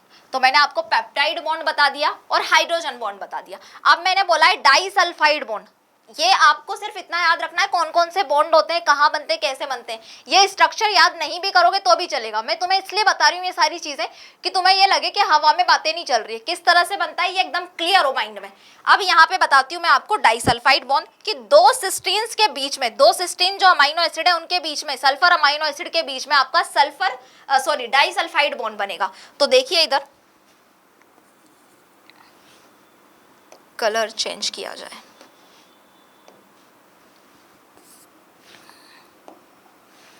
CH2S, ठीक है, और ये है आपका दूसरा बॉन्ड, ठीक है। तो ये यहाँ पर ये जो बीच में दिखाई दे रहा है आपको, दो सिस्टीन के बीच में जो बॉन्ड दिखाई दे रहा है ये आपका कौन सा बॉन्ड है, ये है आपका डाइसल्फाइड बॉन्ड, ठीक है। तो मैंने यही तो बोला है कि दूसरी चीज याद रखनी है, जो पेप्टाइड है वो most stable, most strong bond है किसका, टर्सरी स्ट्रक्चर में प्रोटीन का, पेप्टाइड बॉन्ड। और दूसरा जो स्ट्रॉन्गेस्ट बॉन्ड है वो डाइसल्फाइड बॉन्ड है, जो कहाँ क्या करता है, प्रोटीन को, स्ट्रक्चर को स्टेबलाइज करता है।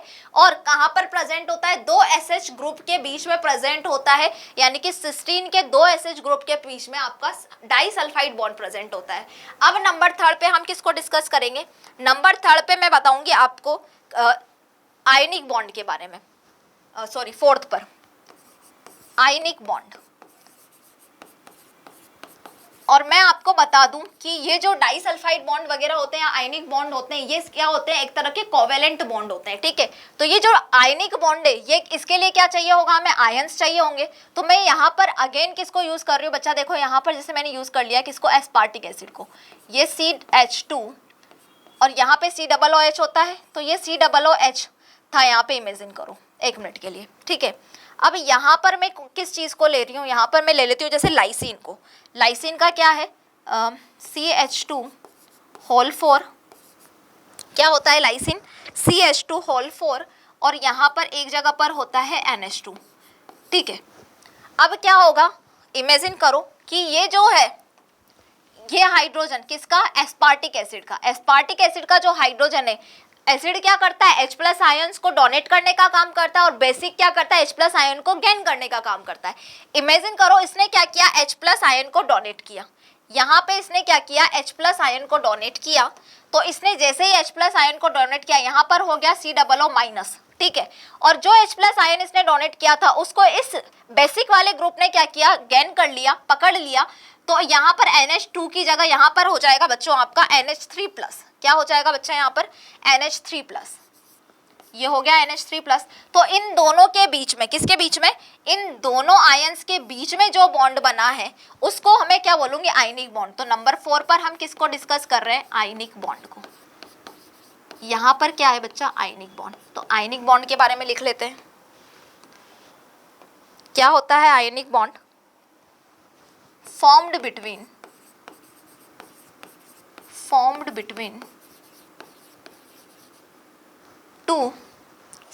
between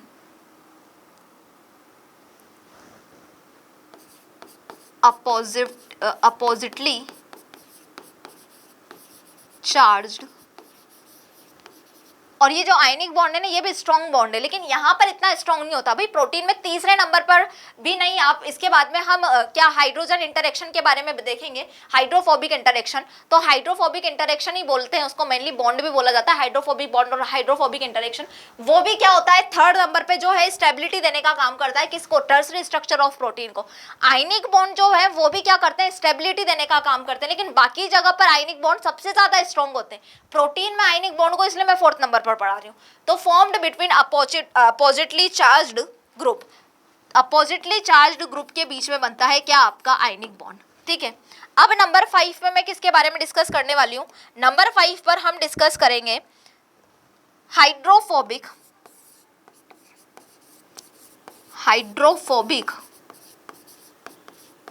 बॉन्ड, हाइड्रोफोबिक बॉन्ड या इंटरेक्शन, हाइड्रोफोबिक बॉन्ड या इंटरेक्शन। वैसे हाइड्रोफोबिक बॉन्ड की जगह इंटरेक्शन बोला जाए तो ज्यादा बेटर है, लेकिन बॉन्ड भी दिया हुआ है तो अब हाइड्रोफोबिक क्या होंगे, जितने भी हाइड्रोफोबिक का मतलब है जो वाटर से दूर रहे, वाटर के टच में ना आना चाहे, तो वो हाइड्रोफोबिक क्या करेंगे, जितनी भी हाइड्रोफोबिक चीजें जिनको वाटर से डर लगता है, पानी से दूर रहना है, वो सब क्या करते हैं, उस टाइप के ग्रुप, उस टाइप के अमाइनो एसिड आपस में पास पास में आ जाएंगे और अपना एक एग्रीगेशन कर देंगे, एक झुंड बना लेंगे, और उस झुंड के चारों तरफ क्या होगा, इस तरह से इंटरेक्शन हो जाएगा, जिससे क्या होगा, ये वाटर से दूर रहेंगे। तो देखो मैं आपको बताती हूँ यहाँ पर जैसे कुछ एग्जाम्पल्स, ऐसा करते हैं, कलर चेंज करते हैं, बहुत सारे सिमिलर कलर हो गए, जैसे ये कोई आर चेन है, ठीक है, ये कोई आर चेन है, इसके अलावा यहाँ पर जैसे कि टायरोसिन का मैं एग्जांपल बताऊं तो CH3, ये बेंजीन ग्रुप, और ये है आपका OH, ठीक है, नाम क्या है इसका, यहाँ पे लिख देती हूँ टायरोसिन।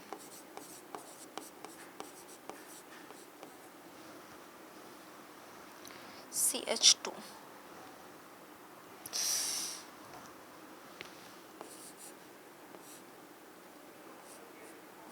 ये टायरोसिन का स्ट्रक्चर। तो ये क्या कर रहे हैं, हाइड्रोफोबिक जो आपके कंपाउंड्स हैं, हाइड्रोफोबिक जो ग्रुप्स हैं, वो क्या कर रहे हैं, आपस में आकर एक जगह पर झुंड बना लेंगे, एक जगह इकट्ठा हो जाएंगे और क्या करेंगे, हाइड्रोफोबिक इंटरेक्शन करेंगे, जिससे ये क्या करेंगे, वाटर से दूर रहेंगे। तो यहाँ पर मैं क्या लिख सकती हूँ हाइड्रोफोबिक के बारे में, देखिए, इट इज बॉन्ड नहीं है भाई, it is just a interaction, aggregation है, it is just aggregation, it is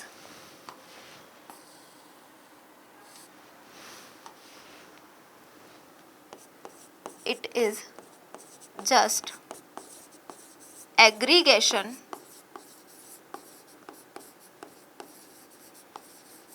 of hydrophobic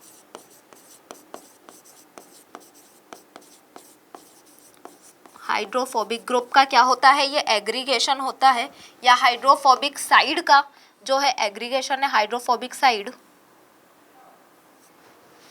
side लिखो, hydrophobic side, it is just a aggregation of hydrophobic side chains.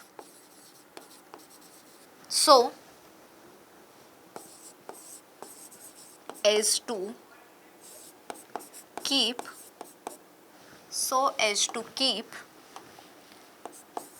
themselves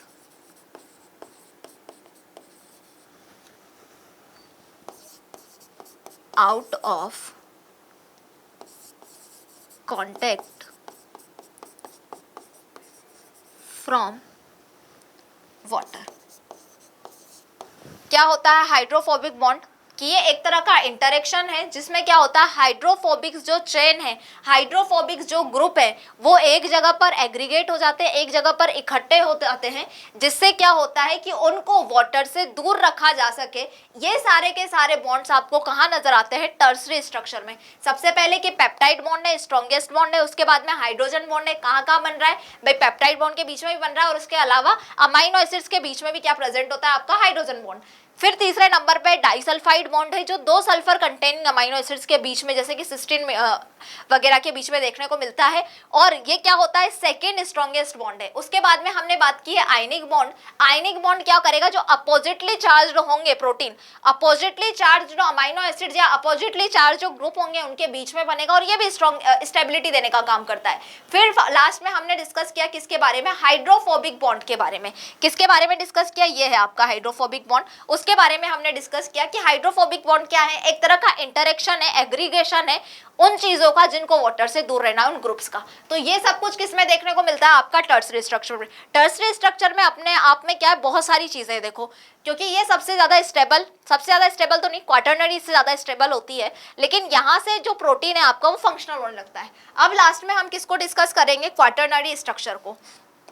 number 4 पर हम discuss करेंगे quaternary structure of protein. Quaternary structure,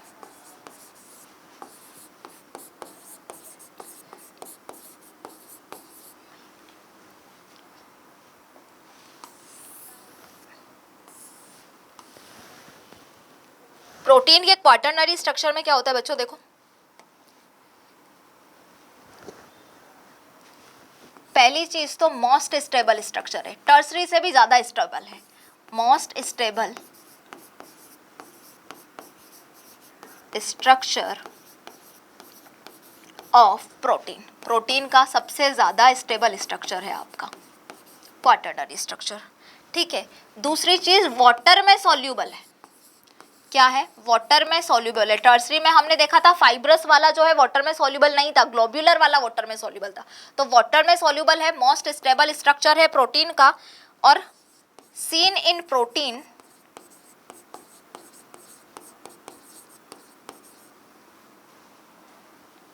यहाँ पे quaternary structure मैं आपको पहले बताती हूँ।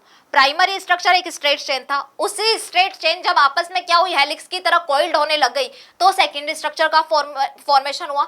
वही सेकेंडरी स्ट्रक्चर आगे जाके फर्दर और ज्यादा फोल्डिंग करती है तो टर्सरी स्ट्रक्चर का फॉर्मेशन होता है। लेकिन जो क्वाटरनरी स्ट्रक्चर है प्रोटीन का, उसका फॉर्मेशन टर्सरी स्ट्रक्चर की फोल्डिंग से नहीं होता है।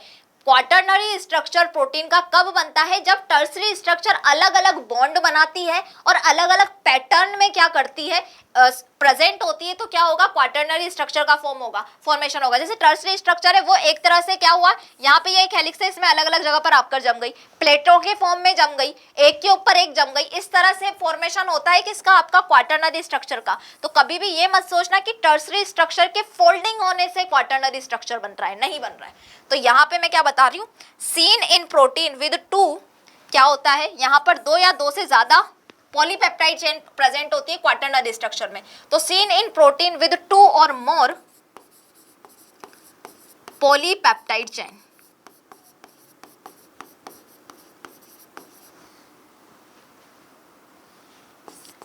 दो या दो से ज्यादा पॉलीपेप्टाइड चेन प्रेजेंट होती है क्वाटरनरी स्ट्रक्चर ऑफ प्रोटीन में, प्रोटीन के क्वाटरनरी स्ट्रक्चर में। इसलिए इस स्ट्रक्चर को हम क्या बोलते हैं, इसलिए हम इसको बोलते हैं ये मल्टीमेरिक है, मल्टीमेरिक स्ट्रक्चर है या पॉलीमेरिक चेन है,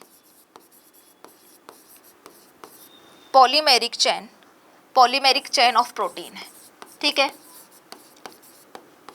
चलिए नेक्स्ट क्या हो रहा है, टू और मोर, दो या दो से ज्यादा polypeptide chain, two or more polypeptide chain with tertiary structure. हमने बोला है कि यहाँ पे क्या हो रहा है, पॉलीपेप्टाइड चेन दो या दो से ज्यादा प्रेजेंट होनी चाहिए, लेकिन किस टाइप की पॉलीपेप्टाइड चेन प्रेजेंट होनी चाहिए, टर्सरी स्ट्रक्चर वाली पॉलीपेप्टाइड चेन प्रेजेंट होनी चाहिए। यानी कि two or more polypeptide chain with tertiary structure. अभी बताया मैंने कि टर्सरी स्ट्रक्चर की फोल्डिंग से नहीं बन रहा आपका क्वाटरनरी, टर्सरी स्ट्रक्चर किस तरह से अलग अलग सीक्वेंस में प्रेजेंट होगा। तो विद टर्सरी स्ट्रक्चर ये क्या करती है, यूनिट करती है, आपस में जुड़ती है, यूनाइट बाय डिफरेंट बॉन्ड। मैंने अभी बताया या तो एक धागे में टर्सरी स्ट्रक्चर पूरी प्रेजेंट हो जाए अलग अलग जगह पर, या फिर प्लेटों की फॉर्म में प्रेजेंट हो जाए, या फिर एक के ऊपर एक टर्सरी स्ट्रक्चर की जो पॉलीपेप्टाइड चेन है वो प्रेजेंट हो जाए, तो क्या होगा, आपका क्वाटरनरी स्ट्रक्चर बनेगा। Unite with different bonds to form quaternary structure, quaternary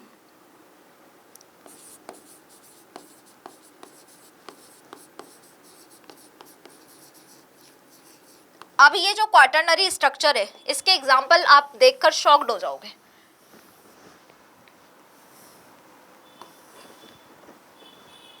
पहले तो ये सारी बातें हैं, अब क्या बोला है मैंने कि देखो टर्सरी स्ट्रक्चर में तुम्हें बना के दिखाती हूँ। यहाँ पे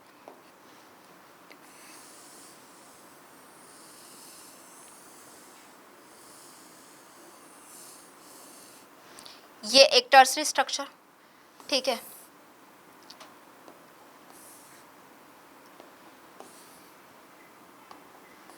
ये चार। अब मैं इनको अरेंज करती हूँ, देखो इधर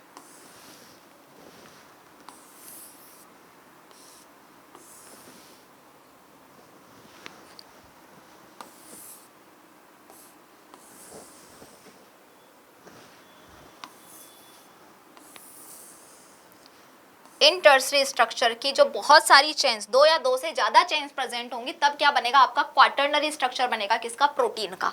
तो इन, ये देखो ये टर्सरी स्ट्रक्चर है, अब इनके बीच में क्या बनेगा, इन सब के आपस में जुड़ने से बनेगा आपका क्वाटर्नरी स्ट्रक्चर ऑफ प्रोटीन।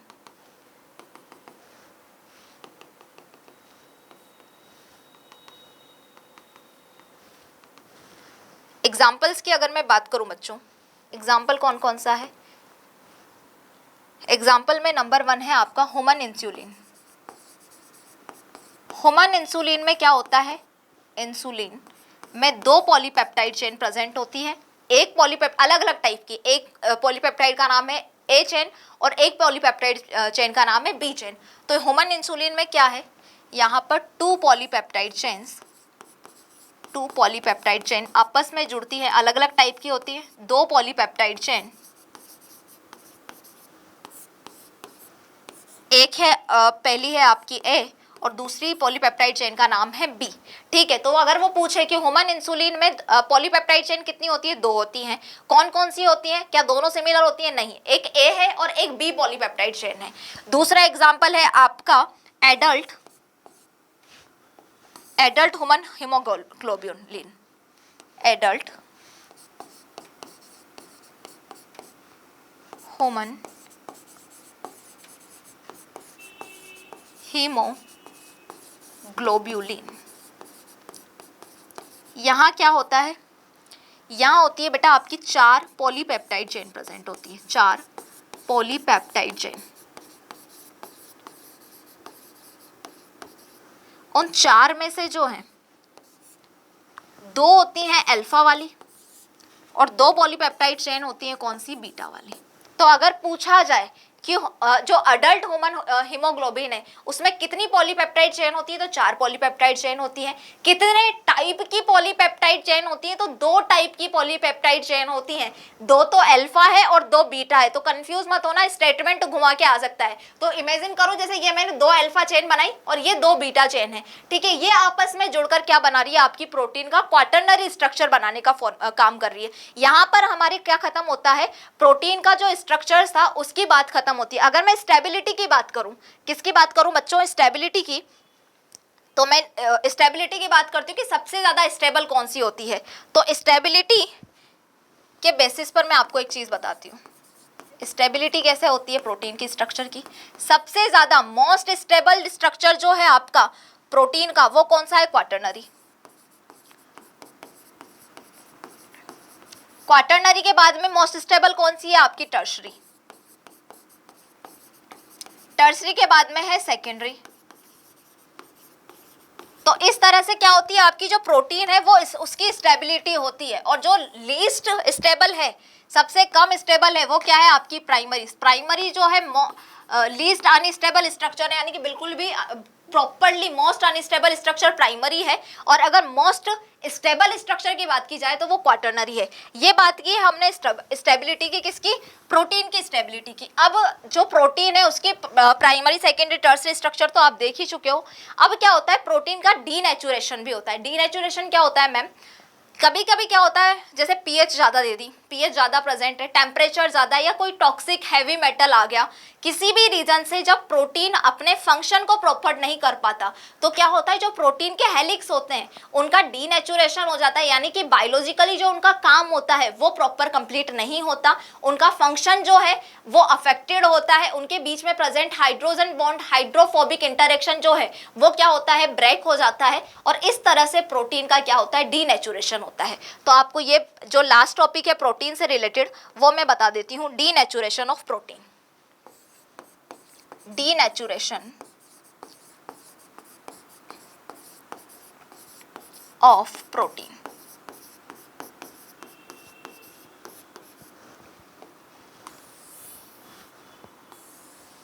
क्या होता है डीनेचुरेशन ऑफ प्रोटीन, ये देखिए मैं लिखती हूँ, structure of protein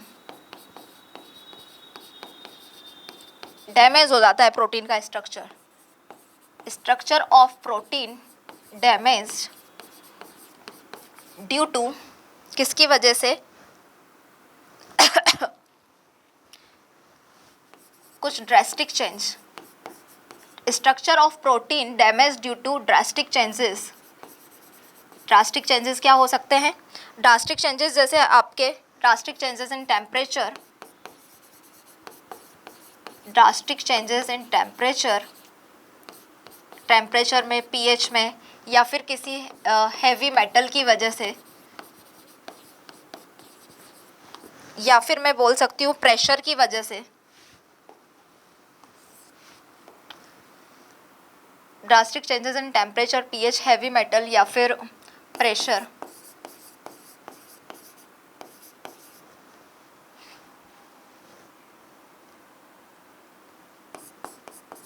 toxic metal,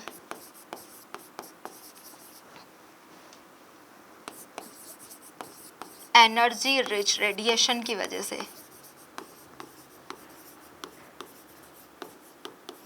क्या होता है? प्रोटीन का जो स्ट्रक्चर है वो डैमेज हो जाता है, जिसकी वजह से क्या होता है? चेंजेस, कुछ चेंजेस होते हैं, चेंजेस ड्यूरिंग डीनेचुरेशन। डीनेचुरेशन, क्या क्या चेंजेस आते हैं जब प्रोटीन का डीनेचुरेशन हो जाता है? तो देखो, बायोलॉजिकल फंक्शन, प्रोटीन अपना काम नहीं कर पाता प्रॉपर, उसका फंक्शन खत्म हो जाता है, biological function lost.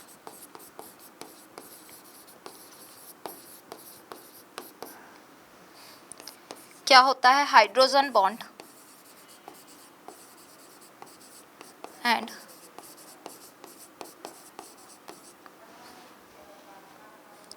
Hydrophobic bond जो हैं ब्रेक्स हो जाते हैं।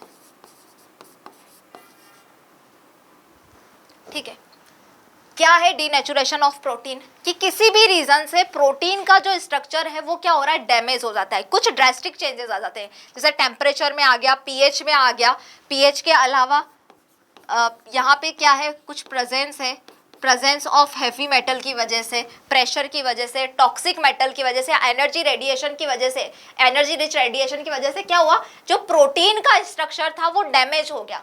तो डैमेज होने की वजह से क्या हुआ? क्या क्या चेंजेस आए डीनेचुरेशन की वजह से? कि इसका जो बायोलॉजिकल फंक्शन होता है वो गुम हो जाता है, बायोलॉजिकल फंक्शन लॉस्ट हो जाता है, और hydrogen bond and hydrophobic bonds वगैरह होते हैं, ये भी क्या होते हैं? ब्रेक हो जाते हैं। इसके अलावा एक और जो है सबसे मेन फंक्शन की सबसे बड़ी चीज जो चेंजेस आते हैं वो मैं आपको बताती हूँ कि क्या होता है। चेंजेस में क्या होगा बच्चा? लास्ट में ये देखो आप कि जो क्वाटरनरी स्ट्रक्चर होता है, 4 डिग्री लिख दो, समझ जाओगे, वो क्वाटरनरी स्ट्रक्चर किसमें? टर्सरी स्ट्रक्चर में बदल जाता है। टर्सरी स्ट्रक्चर आपका प्रोटीन का सेकेंडरी स्ट्रक्चर में बदल जाता है, और जो सेकेंडरी स्ट्रक्चर है वो क्या होगा बच्चा? प्राइमरी स्ट्रक्चर में चेंज हो जाता है। और प्राइमरी स्ट्रक्चर चेंज नहीं होती है, लेकिन प्राइमरी स्ट्रक्चर, इसके आगे कुछ नहीं होगा भाई, primary structure do not change. तो किसी भी रीजन से, पीएच की वजह से, टेम्परेचर की वजह से, हैवी मेटल, टॉक्सिक मेटल की वजह से, रेडिएशंस की वजह से क्या हुआ? प्रोटीन का जो मेन स्ट्रक्चर था वो डैमेज हो गया। डैमेज होने की वजह से क्या हुआ? कुछ बायोलॉजिकल फंक्शंस जो थे वो लॉस्ट हो गए, और हाइड्रोजन बॉन्ड, हाइड्रोफोबिक बॉन्ड्स वगैरह थे वो भी क्या हुए? ब्रेक हो गए। अब जैसे ही हाइड्रोजन बॉन्ड, हाइड्रोफोबिक बॉन्ड क्या थे? ब्रेक हुए, क्वाटरनरी स्ट्रक्चर टर्सरी स्ट्रक्चर में बदल गया, टर्सरी स्ट्रक्चर सेकेंडरी स्ट्रक्चर में, सेकेंडरी स्ट्रक्चर प्राइमरी स्ट्रक्चर में बदल गया। क्यों? क्योंकि मैंने बोला हाइड्रोजन बॉन्ड, हाइड्रोफोबिक बॉन्ड वगैरह खत्म हुए, मैंने ये नहीं बोला कि पेप्टाइड बॉन्ड खत्म हो जाता है, पेप्टाइड बॉन्ड तो रहेगा, इसीलिए तो प्राइमरी स्ट्रक्चर जो है वो नहीं बदलता है। तो यहाँ पर जो थी, हमने प्रोटीन से रिलेटेड सारा डिस्कशन कर लिया है बच्चों, प्रोटीन से रिलेटेड उसका स्ट्रक्चर देख लिया, अमाइनो एसिड के टाइप्स सब कुछ हम देख चुके हैं, डीनेचुरेशन ऑफ प्रोटीन देख चुके हैं। प्रोटीन वाला पार्ट यहाँ पर खत्म होता है। नेक्स्ट लेक्चर में हम डिस्कस करेंगे एंजाइम्स के बारे में। तब तक के लिए ये प्रोटीन वाला थोड़ा सा डिफिकल्ट पार्ट है, इसको 2 से 4 बार पढ़ना, जो इसका टर्सरी स्ट्रक्चर है, अपने आप चीजें याद हो जाएंगी। आपको पूरी स्ट्रक्चर से याद नहीं करनी, पर बॉन्ड एग्जैक्टली याद रखना है कि किस तरह से बनता है, किस किस के बीच में बनता है। So students, goodbye, ta-ta, bye bye, thank you so much.